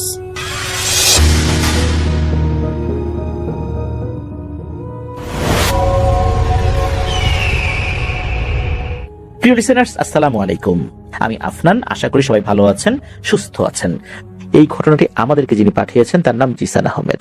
ওনার বাড়ি ময়মনসিংহ জেলার ত্রিশাল উপজেলার ৩ নং কাঁঠাল ইউনিয়নের রাজাবাড়ি গ্রামে। এই ত্রিশাল উপজেলারই আরেকটি ইউনিয়ন যার নাম হচ্ছে কানিহারি, আর এই কানিহারি ইউনিয়নের একটি গ্রাম বাইরগাঁও। এই গ্রামে একজন ব্যক্তি ছিলেন যার নাম আলম, যিনি সম্পর্কে এই জিসান ভাইয়ের প্রতিবেশী মামা হন। আমরা তাকে আলম মামা বলেই সম্বোধন করব। ঘটনাটি মূলত জিসান ভাই শুনেছিলেন তার নানির কাছ থেকে। তার নানি ঘটনাটির সঠিক সালটা বলতে পারেন নাই। এই ঘটনাটি মূলত ঘটেছিল বর্ষাকালে। আর বর্ষাকালে এই আলম মামা রাতের বেলা মাছ ধরতে বের হতেন। তবে উনি মাছ ধরার ক্ষেত্রে এক ধরনের ফাঁদ ব্যবহার করতেন। এক এক জায়গায় এটার এক এক নাম, কোথাও এটাকে বাইর বলে, কোথাও এটাকে ঘূর্ণি বলে, এক এক জায়গায় এক এক নাম আর কি। তো ওই এলাকায় এটাকে বাইর বলা হয়। পানির স্রোত যেখানে চলে সেখানে যদি ওই বাইরটা বসানো হয় তখন ছোট ছোট মাছগুলো ওই বাইরের মধ্যে ঢুকে পড়লে আর বেরোতে পারে না। এমন একটি পানির স্রোত একদিক দিয়ে যাচ্ছিল, ওইখানে উনি ওই বাইরটা বসিয়েছেন। এরপর উনি হাঁটাহাঁটি করছেন। বেশ কিছুক্ষণ পর একজন ব্যক্তি ওইদিকে আসছিলেন। মূলত ওইদিকে আসার একটা কারণ ছিল যে তার জমিতে স্যালো মেশিনের পানিগুলো ঠিকঠাক মতো পড়েছে কিনা, আবার ওভারফ্লো হয়ে যাচ্ছে কিনা, আবার যাচ্ছে কিনা পানি আদতে, লাইনটা করা হয়েছে কিনা। উনি তখন দেখেন যে ক্যানালের পাশে একটা মানুষ পড়ে আছে। তো উনি দৌড়ে সেখানে যান, গিয়ে দেখেন যে এটি আর কেউ না, এটা আলম মামা। উনি সেখানে পড়ে আছেন। এরপর উনি তাকে ধরে কাঁধে করে আলম মামার বাড়িতে নিয়ে আসেন। আলম মামার বাড়িটা ওখান থেকে খুব বেশি দূরে ছিল না, উনি অল্প সময়ের মধ্যেই চলে আসেন আলম মামাকে নিয়ে। তখনও আলম মামার সেন্স নাই, আর রাত কিন্তু তখন খুব বেশি না, তখন রাত আনুমানিক 9টা 9:30 বাজে এরকম হবে আর কি। তখনও কিন্তু আলম মামার বাড়ির কেউই রাতের ঘুমটা দেওয়া শুরু করেন নাই, অর্থাৎ খাওয়া দাওয়া করে যে ঘুমাতে যাবেন তখনও এরকমটা হয়নি, তবে প্রস্তুতি নিচ্ছেন খাওয়া দাওয়া করার, এরকম আর কি একটা সিচুয়েশন। তখন আলম মামাকে ওই ব্যক্তিটা নিয়ে আসেন। আলম মামাকে তো জ্ঞান ফেরানোর চেষ্টা করা হয়, শরীরটা মুছে দেওয়া হয়, যেহেতু কাদার মধ্যে পড়ে গিয়েছিলেন, সারা শরীরে বিভিন্ন জায়গায় কাদা লেগে গেছে। তো যাই হোক, ওই লোকটা তো চলে যান। ওই লোকটা চিন্তা করেছিলেন হয়তো মাথা ঘুরে পড়ে গেছে, এরকম কিছু একটা। আলম মামার জ্ঞান না ফিরলেও ওই রাত থেকেই মাঝে মাঝে মানে থেকে আলম মামার তীব্র খিঁচুনি শুরু হয়। পরিবারের সদস্যরা চিন্তা করলেন যে সাপে কামড় দিয়েছে কিনা। ওনার শরীরের বিভিন্ন জায়গা চেক করে দেখলেন না, কোথাও সাপে কামড় দেয়নি। তাহলে কি এমন হলো, একটা সুস্থ স্বাভাবিক জওয়ান মানুষ হঠাৎ করে এরকম হওয়ার তো কথা না। পরিবারের সদস্যরা চিন্তা করলেন যে নিশ্চয়ই ভৌতিক কোনো কিছু তার সাথে হয়েছে। এখন তার তো সেন্স নাই, কি হয়েছে সে তো আর বলতে পারছে না। ওই রাতটা ওভাবেই কেটে যায়, আলম মামার সেন্স ফেরে না। তাদের চেনা পরিচিত যে কবিরাজ ছিলেন তাদের কাউকে ডেকে নিয়ে আসা হয়, সে এসে ঝাড়ফুঁক করে, কিন্তু লাভ হয় না। এভাবে কয়েকজন কবিরাজ আসে, ঝাড়ফুঁক করে, লাভ হয় না। আলম মামার সেন্স একা একাই ফেরত আসে, কবিরাজের ঝাড়ফুঁকের সেন্স ফেরত আসেনি। কিন্তু আলম মামার মধ্যে অন্য রকমের যে পরিবর্তন, এরকমটা কিন্তু বোঝা যাচ্ছিল না, যে সেন্স ফেরত আসার পর তার মধ্যে যে কোনো অস্বাভাবিক পরিবর্তন, এরকমটা কিন্তু মনে হচ্ছে না। আলম মামা ঠিকঠাক হয়ে যান। আর যেহেতু ঠিকঠাক হয়ে যান, তখন কিন্তু এই বিষয়টা নিয়ে কেউ আর মাথা ঘামায় না। তবে ওই রাত্রে আলম মামার সাথে কি হয়েছিল এটা আলম মামা নিজেও বলতে পারেন না, যে আসলে ঘটনাটা কি হয়েছিল। উনি হঠাৎ করেই সেন্সলেস হয়ে পড়ে যান। এর অল্প কিছুদিন পর যখন আলম মামা একটু স্বাভাবিক হয়েছেন আর কি, আলম মামা শারীরিকভাবে অসুস্থ থাকলেও আস্তে আস্তে স্বাভাবিক হয়েছেন। ওর আচার আচরণ তো নর্মালি ছিল, আগেও যেরকম ছিল এরপরও সেরকমই ছিল। তো আলম মামা উনি কি করেছেন, একটা কদম গাছে উঠেছেন। ওই সময় কিন্তু কদম ফুল যেটা, ওইটা বেশ বড় বড় হয়েছে। আমরা কদম ফুল কিন্তু দেখি বর্ষাকালে, বর্ষাকালে সাধারণত কদম ফুল ফোটে। তো আলম মামা কদম ফুল পাড়ার জন্য ওনার বাড়ির কাছাকাছি জায়গায় একটা কদম গাছে উঠেছেন। কদম গাছটা বেশি বড় ছিল না, ছোট ছিল, বেশ অনেক কদম ফুল ফুটেছিল সেই কদম গাছে। তো উনি যখন গাছে উঠেছেন, কোনো এক অজানা কারণে উনি ওই কদম গাছ থেকে নিচে পড়ে গিয়েছেন। অদ্ভুত বিষয়, উনি মাটির উপর মানে শক্ত মাটির উপর পড়েছেন, ওনার নাকি কোনো ব্যথাই লাগেনি, এমনটাই নাকি নানি জানিয়েছিলেন। আলম মামা বলেন যে কোনো ব্যথাই লাগে নাই। আসলে উনি কেন পড়ে গেছেন এটাও বলতে পারেন না, কি কারণে পড়ে গেলেন। পা ফসকেও পড়ে যান নাই, হাত ফসকেও পড়ে যান নাই, আবার কেউ ধাক্কা দিয়েছে এটাও বলতে পারেন না উনি। তাহলে পড়ে গেলেন কিভাবে, ওই রাত্রে অজ্ঞান হয়ে গেছেন কিভাবে সেটাও বলতে পারেন না। আবার যে কদম গাছ থেকে পড়ে গেলেন সেটাও বলতে পারেন না। পড়ে যাওয়ার পরে ব্যথাও লাগলো না, এটা কেন? আলম মামা কিন্তু স্বাভাবিকভাবেই দিন কাটাচ্ছেন। আলম মামাদের টিনের ঘর ছিল, আর টিনের ঘরের মেঝে তো সাধারণত মাটিরই হয়ে থাকে গ্রাম অঞ্চলে, আমরা যেটা দেখি আর কি। আর ওই সময় প্রেক্ষাপটে অধিকাংশ বাড়ির যে ফ্লোর এটা মাটিরই ছিল। তো আলম মামাদের ঘরও একই রকম ছিল। তো ঘরের বাইরে কিন্তু একটা সিঁড়ির মতো করা হয়, যেখানে পা দিয়ে ঘরের চৌকাঠ পেরিয়ে মানুষ ঘরে ঢোকে। তো ওই যেই অংশটা এটা মাটির থাকলে কিছু সমস্যা হয় কি, যে যদি বৃষ্টি হয় তাহলে ওই জায়গাটা কাদা হয়ে গেলে কিন্তু পা পিছলে পড়ে যাওয়ার সম্ভাবনা থাকে। এই জন্য অনেকেই ওই জায়গাটাতে ইট দিয়ে রাখেন, যাতে করে বৃষ্টি হলেও ওই জায়গাটা পিচ্ছিল না হয়ে যায়। ওই জায়গায় আগে ইট ছিল, কোনো কারণে ইটগুলো নষ্ট হয়ে গেছে, নতুন করে ইট ওখানে বসানো দরকার ছিল। বাড়ির আশেপাশে বেশ কিছু পুরনো ইট ছড়িয়ে ছিটিয়ে ছিল। এই আলম মামা এবং আলম মামার মা অর্থাৎ নানি, ওনারা দুজন মিলে কিছু ইট সংগ্রহ করে এনেছেন। তবে সেই ইটগুলোর সাথে শ্যাওলা, মাটি, কাদা এগুলো ছিল। এই ইটগুলো পরিষ্কার করার প্রয়োজন ছিল। তো ওনারা কিছু ইট এনে একপাশে গুছিয়ে রেখেছিলেন, চিন্তা করেছেন যে পাশে যে পুকুর রয়েছে এই পুকুরে গিয়ে ইটগুলো ধুতে হবে। তো আলম মামা উনি ওনার মায়ের সাথে কয়েকটা ইট নিয়ে পুকুরে ধুতে গিয়েছেন। তো কিছু সময় ধুয়েছেন, ধোয়ার পর আলম মামা বললেন যে একটু বাজারে যাই, চা খেয়ে আসি, পানও খাবো। আলম মামার আবার পান খাওয়ার অভ্যাস ছিল। এদিকে নানি চিন্তা করলেন যে কিছু সময় তো ধুইলাম, আরো বেশ কিছু ইট আছে, আমিও যাই। আলম বাজার থেকে আসতে আসতে আলম যেই পথ দিয়ে আসবে ওই পথের পাশেই একটা বাড়ি আছে, ওই বাড়ির লোকজনের সাথে একটু গল্প গুজব করে আসি। গ্রামের মহিলারা কিন্তু এক বাড়ি থেকে আরেক বাড়িতে যান, গল্প গুজব করেন, এটা হরহামেশাই দেখা যায়। তো আলম মামা তো চলে গেছেন বাড়ির কাছাকাছি একটা বাজারে, বাড়ির কাছাকাছি বাজার ছিল, বেশি দূরে না। এদিকে নানিও গিয়েছেন ওই বাড়িতে, গল্প গুজব করছেন। আর ওই বাড়ির উঠোনটা এরকম ছিল যে ওই রাস্তা দিয়ে কেউ হেঁটে গেলে দেখা যায়। তা আলম মামা যদি ওই পথ দিয়ে ফেরেন তাহলে তাকে দেখা যাবে, আর তখন নানিও চলে আসবেন। আর আলম মামাকে উনি বলেও ছিলেন যে তুই এদিক দিয়ে আসার সময় কিন্তু আমাকে ডাক দিবি, আমি ওই বাড়িতে থাকবো। আলম মামা বলছেন ঠিক আছে, আমি ডাক দিব। তো নানি তো বসে আছেন, গল্প গুজব করছেন, অনেকক্ষণ হয়ে যায়, আলম মামা আসেন না। এদিকে জোহরের আজানের সময় হয়ে যাচ্ছে, এখন ইট ধোবেন কখন আর দুপুরের খাবার চুলায় বসাবেন কখন?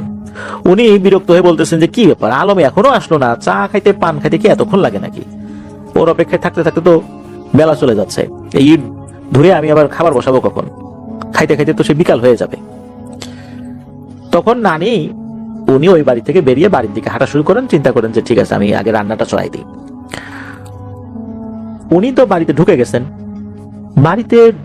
গেছেন, তখন ওনার কাছে মনে হলো পুকুর পাড়ে কোনো কিছু শব্দ হচ্ছে।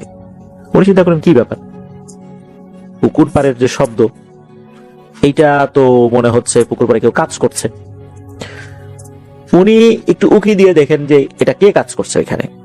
দেখেন যে আলম মামা ইট ধুচ্ছে ওখানে এসে। উনি ভাবলেন যে ঘটনা কি, আলম আসলো, কখন আসলো, আমাকে তো ডাকও দিল না, আবার আসতে পারে হয়তোবা উনি অর্থাৎ নানি ওইখান থেকে চলে আসার পর আলম মামা আসছে। যখন ওই বাড়িতে ডাক দিয়েছে বলছে যে তোর মা তো চলে গেছে, এই জন্য আলম মামা এসে ইট ধোয়ার কাজ শুরু করছেন। ওই তো রান্না বাড়ার কাজ শুরু করতেছেন, এই জন্য উনি আর আলম মামাকে ঘাটাঘাটি করতে চান নাই।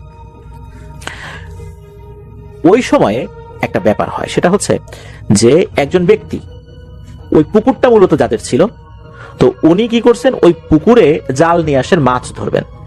হাত জাল বা ঝাঁকি জাল যেটা বলে, ছুড়ে দিতে হয় যে জালগুলো। ওনার বাড়িতে আবার ওই সময় মেহমান আসছে।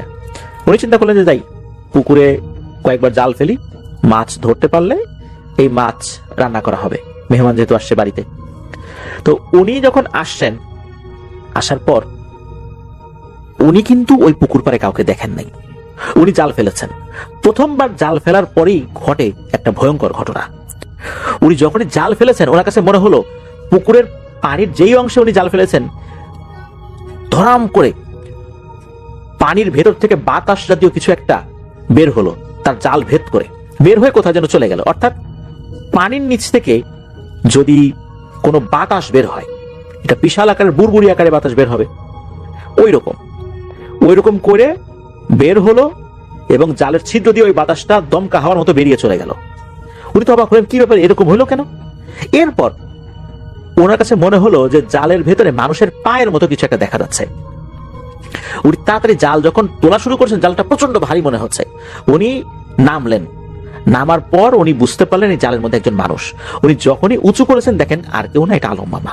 তখনও নাক দিয়ে রক্ত পড়ছে, কান দিয়ে রক্ত পড়ছে। উনি দ্রুত উপরে উঠান, চিৎকার চেঁচামেচি শুরু করেন। নানিও তো চলে আসছে, এসে দেখে এই অবস্থা। কিন্তু ততক্ষণে মামা আর পৃথিবীতে নেই, উনি মারা গেছেন। মামাকে কোন এক ভয়ঙ্কর অশরীরী যে হত্যা করেছে এটা নিশ্চিত। এখানে অনেকগুলো প্রশ্ন রয়েই যায়। ওই রাত্রে মামা কেন অজ্ঞান হয়েছিলেন?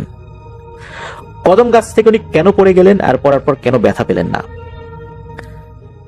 মামা যে আসলেন, আসার সময় এতটা দেরি হলো কেন? মামা হঠাৎ করে কেনই বা ওই সময় বাজারে গিয়েছিলেন? ওই সময় বাজারে যাওয়ার কথা না, মামা সাধারণত বিকেলের দিকে বাজারে যান। আর বাজার থেকে আসতে দেরি বা হলো কেন?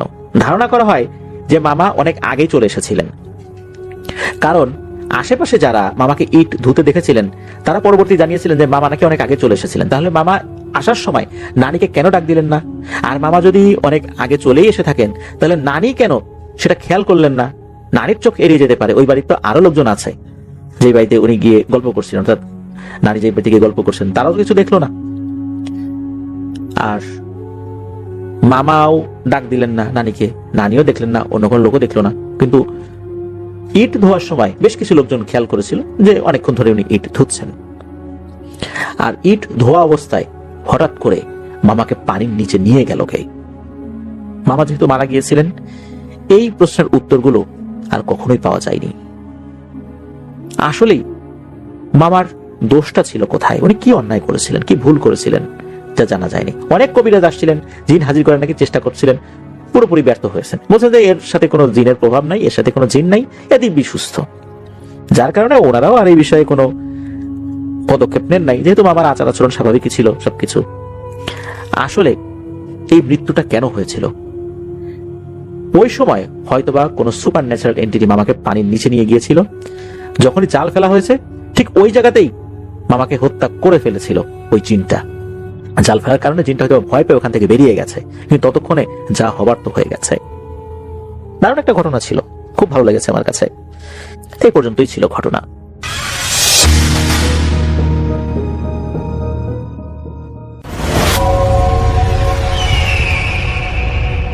ধন্যবাদ রাসেল ভাই। আমার নাম রিপন, আমি এসেছি লালমিয়ার থেকে। রাসেল ভাই, এখন যে ঘটনাটা আমি আপনাকে শেয়ার করব, এই ঘটনাটা আমি যার কাছ থেকে পেয়েছি তার নাম হচ্ছে সোহেল। আর সোহেল ভাইয়ের বাড়ি হচ্ছে ব্রাহ্মণবাড়িয়া জেলার সরাইল এলাকায়। তো সোহেলের নিজের ছোটবেলার দেখা একটা ঘটনা এটি, যা ঘটেছিল তাদের গ্রামের একদম পাশে বয়ে যাওয়া তিতাস নদীতে একটি মরা শাখায় একটা ভয়ানক ঘটনা ঘটেছিল। সেই ঘটনাটা এখন আমি শেয়ার করব। তো ঘটনার বছরটা ছিল হচ্ছে 2008 সাল। ঘটনা 2008 সালের দিকে আর কি। সে সময় আষাঢ় মাসের শেষের দিকে হঠাৎ উজান থেকে আসা পাহাড়ি ঢলে তিতাস নদীর পানি হু হু করে বাড়তে শুরু করে। তো সোহেলদের বাড়ির পিছনেই ছিল একটা বড় বিল, যা নদীর সাথে যুক্ত। তো নতুন পানি আসার পর বিলে প্রচুর পরিমাণ বড় বড় মাছ পাওয়া যাচ্ছিল। তো সোহেল ভাইয়ের বড় ভাই নাসির ছিলেন গ্রামের নাম করা মাছ শিকারী। নাসির ভাই ঠিক করলেন যে তিনি হলো মাছ ধরবেন। ঝাঁকি জাল নিয়ে তিনি সেই বিলে আর কি শেষ মাথায়, যেখানে আসলে নদীর সাথে ওই তিতাস নদীর সংযোগ আছে, সেখানে তিনি মাছ ধরতে যাবেন। তো সোহেল তখন ছোট, যিনি আমার ঘটনা পাঠিয়েছেন তার নাম সোহেল, তিনি ছোট। তো সে জেদ ধরলো বড় ভাইয়ের সাথে যাবে, কিন্তু বড় ভাই নাসির ভাই নিতে চাচ্ছিল না। তো এক পর্যায়ে তিনি আসলে নিতে বাধ্য হন, এবং তাদের সাথে আরো ছিল হচ্ছে প্রতিবেশী একজন রহমত চাচা, তার নাম। তো তিনজন, সোহেলের বড় ভাই নাসির ভাই এবং হচ্ছে রহমত চাচা, তিনজনেই আসলে মাছ ধরার জন্য যান। তো রহমত চাচা সারা জীবন নদীতে জাল ফেলে মাছ কাটিয়েছেন, মানে মাছ ধরে কাটিয়েছেন। তো রাত 11টার দিকে তারা যখন নৌকায় করে সেই সংযোগস্থলে পৌঁছালেন, তখন চারিদিকটা কেমন যেন থমথমে, নতুন নতুন নদীর নতুন পানির একটা সোটা গন্ধ কিরকম তাদের কাছে মনে হচ্ছে। তো তিতাসের সেই অংশটায় প্রচুর পরিমাণ কচুরিপানা জমে। তো রহমত চাচা অভিজ্ঞ, তিনি জাল ফেলেছিলেন, এবং প্রথম দুইবার যখন তিনি জাল ফেললেন তখন আসলে ওই ছোট ছোট মাছ ছাড়া আর কোনো কিছু উঠলো না। ছোট ছোট মাছ, পুঁটি এবং ট্যাংরা উঠলো। তো তৃতীয়বার যখন তিনি জাল ফেললেন, ওনার কাছে মনে হলো যে জালটা অনেক অনেক ভারী। তো নাসির ভাই সেই সময় আসলে এখনকার মতো লাইট ছিল না ওনাদের কাছে, সেই সময় চার্জিং লাইট বা লাইট ছিল না, তখন ওরা ওই লণ্ঠন নিয়ে আর কি মাছ ধরতে যেত। তো নাসির ভাই উনি লণ্ঠনটা উঁচিয়ে ধরলেন। তো জালটা যখন টেনে নিয়ে আসা হলো, ওই তিনজনের দেখে যেন মনে হয় রক্ত হিম হয়ে গেল। তো রহমত চাচা যখন জালটা নৌকায় টেনে তুললেন, তারা দেখলেন জালের ভিতরে কোনো মাছ ছটফট করছে না, বরং জালের ভিতর প্যাকে কাদার সাথে জড়িয়ে আছে বড় একটা গোছা মানুষের মাথার চুল এবং পুরোনো ছেঁড়া কাপড়। তো সোহেল ভাই যখন তার লণ্ঠন নিয়ে তিনি এটা দেখলেন, তো তিনি দেখলেন যে সেই চুলের ভিতরে, একগুচ্ছি যে মানুষের চুলের মতো এসেছিল, সেগুলোর ভিতরে একটা প্রাচীন আমলের একটা পিতলের কলস আটকে আছে। একটা ছোট করে একটা হলো পিতলের কলস আটকে আছে। কলসটা দেখতে বেশ অদ্ভুত, তার গায়ে খোদাই করা বিচিত্র নকশা। তো রহমত চাচা বিড়বিড় করে বললেন, নতুন পানিতে নদী থেকে অনেক পুরনো জিনিস ভেসে আসে, কিন্তু এই চুল জট পাখানো কলস ভালো ঠেকতেছে না। নাসির ভাই কৌতূহল সামলাতে না পেরে কলসটা জালের ভিতর থেকে বের করার জন্য হাত বাড়ালেন, ঠিক সেই মুহূর্তে তিতাসের সেই শান্ত পানি হঠাৎ করে যেন উলটপালট হতে শুরু করলো। কোনো বাতাস নেই, কোনো ঢেউ নেই, তারপরে যেন তাদের নৌকাটা যেন আছাড় খাচ্ছে এরকম মনে হচ্ছিল। মানে এত পরিমাণ হেলতেছে দুলতেছে। তারা অনুভব করে যে কচুরি পানাগুলো যেন জীবন্ত হয়ে চারপাশ থেকে তাদের নৌকাটাকে আরো বেশি করে ঘিরে ধরতেছে। সবচেয়ে ভয়ঙ্কর ব্যাপার হলো রাসেল ভাই, সেই পিতলের কলসটার ভিতর থেকে এক ধরনের তীক্ষ্ণ গোঙানির শব্দ আসতে শুরু করলো। মনে হচ্ছিল যে সেই ছোট্ট কলসটার ভিতরে কেউ একজন আটকে আছে এবং সে শ্বাস নেওয়ার জন্য ছটফট করতেছে। তো রহমত চাচা চিৎকার করে বললেন, নাসির, এটা ধরিস না, এটা নদীতে ফেলে দে। কিন্তু নাসির ভাই তখন কেমন যেন ঘোরের মধ্যে চলে গেছেন। তার চোখ দুটো স্থির হয়ে আসছে সেই কলসের দিকে। তো তাকে মানা করেও তিনি আটকাতে পারলেন না। তো নাসির ভাই যখন সেই রহস্যময় কলসটির মুখ খোলার জন্য হাত বাড়ালেন, ঠিক তখনই নৌকার কিনারায় সেই ফ্যাকাশে হাত দুটো সজোরে ঝাপটে ধরল। সোহেল ভয়ে নৌকার মাঝখানে কুঁকড়ে গেল। রহমত চাচা দেখলেন হাতগুলো সাধারণ মানুষের হাতের চেয়ে অনেক বেশি লম্বা এবং সেগুলো নখগুলো পচে যাওয়া কাঠের মতো কালো। সেই হাতের টানে ছোট্ট ডিঙি নৌকাটি একপাশে যেন বিপজ্জনকভাবে কাত হয়ে ডুবে যাওয়ার উপক্রম। তো রহমত চাচা যেহেতু অভিজ্ঞ মানুষ, তিনি বুঝতে পারলেন যে এটা বড় কোনো বিপদের সামনে তারা পড়েছে। তো তিনি তার কোমরে থাকা মাছ কাটা ধারালো কাঁচিটা বের করে ওই নৌকার পাশে যে হাত দিয়ে নৌকাটাকে কাত করার জন্য চেষ্টা করতেছে, তিনি সেই হাতের মধ্যে দিলেন একটা কোপ। কিন্তু অদ্ভুত ব্যাপার হলো রাসেল ভাই, তার কাঠারিটা হাতের উপর পড়ার সাথে সাথে মনে হলো যে তিনি কোনো শক্ত একটা পাথরে মানে কোপ দিলে যেরকম হয় সেরকম। তিনি দেখলেন যে সেই হাতটার কিছুই হলো না, বরং তার ওই কাঁচি বা কাঠারিটা দেখা যায় যে ছটকে চলে আসলো, মানে একটা কি বলে জাম করলো।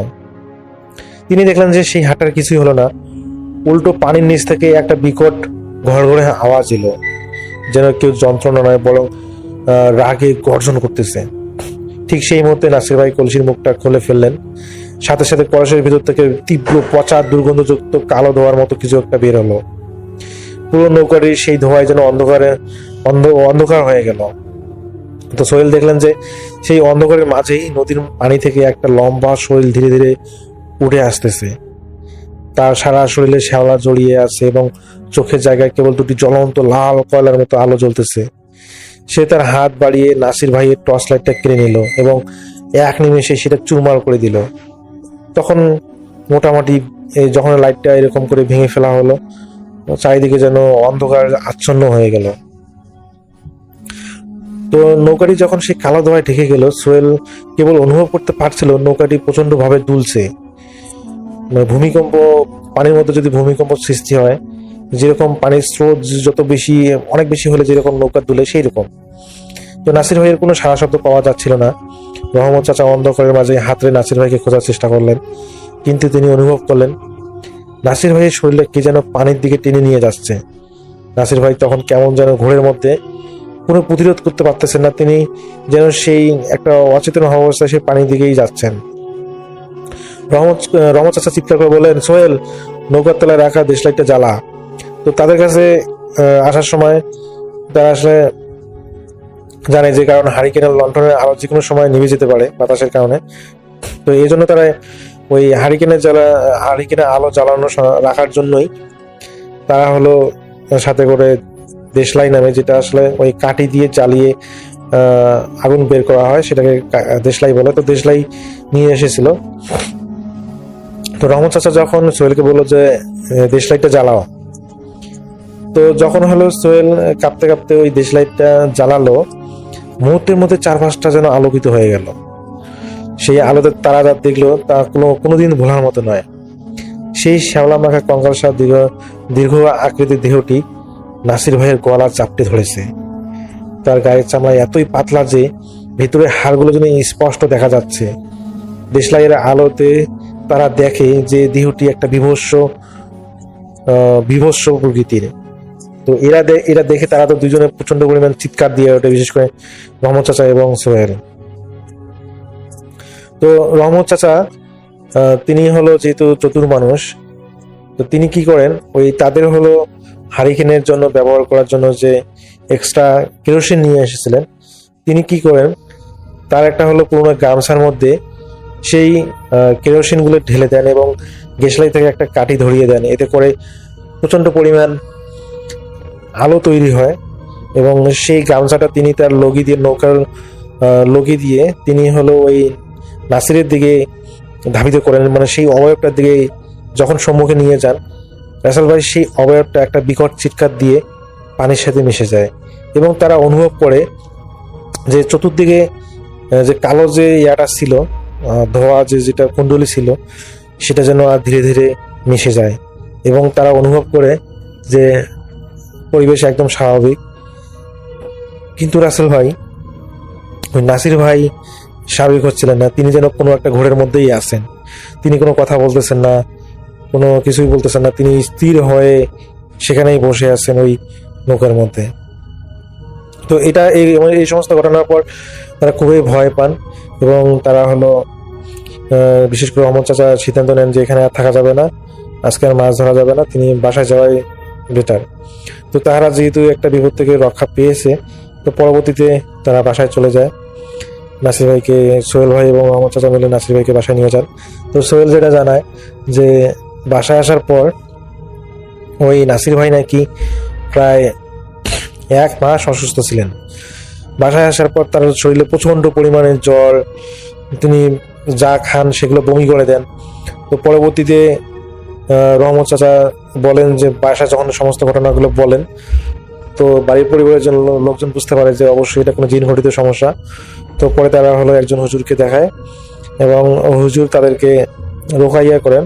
তো আল্লাহর রহমতে এরপর তিনি একদম সুস্থ হন। তো এটাই ছিল রাসেল ভাই ঘটনা।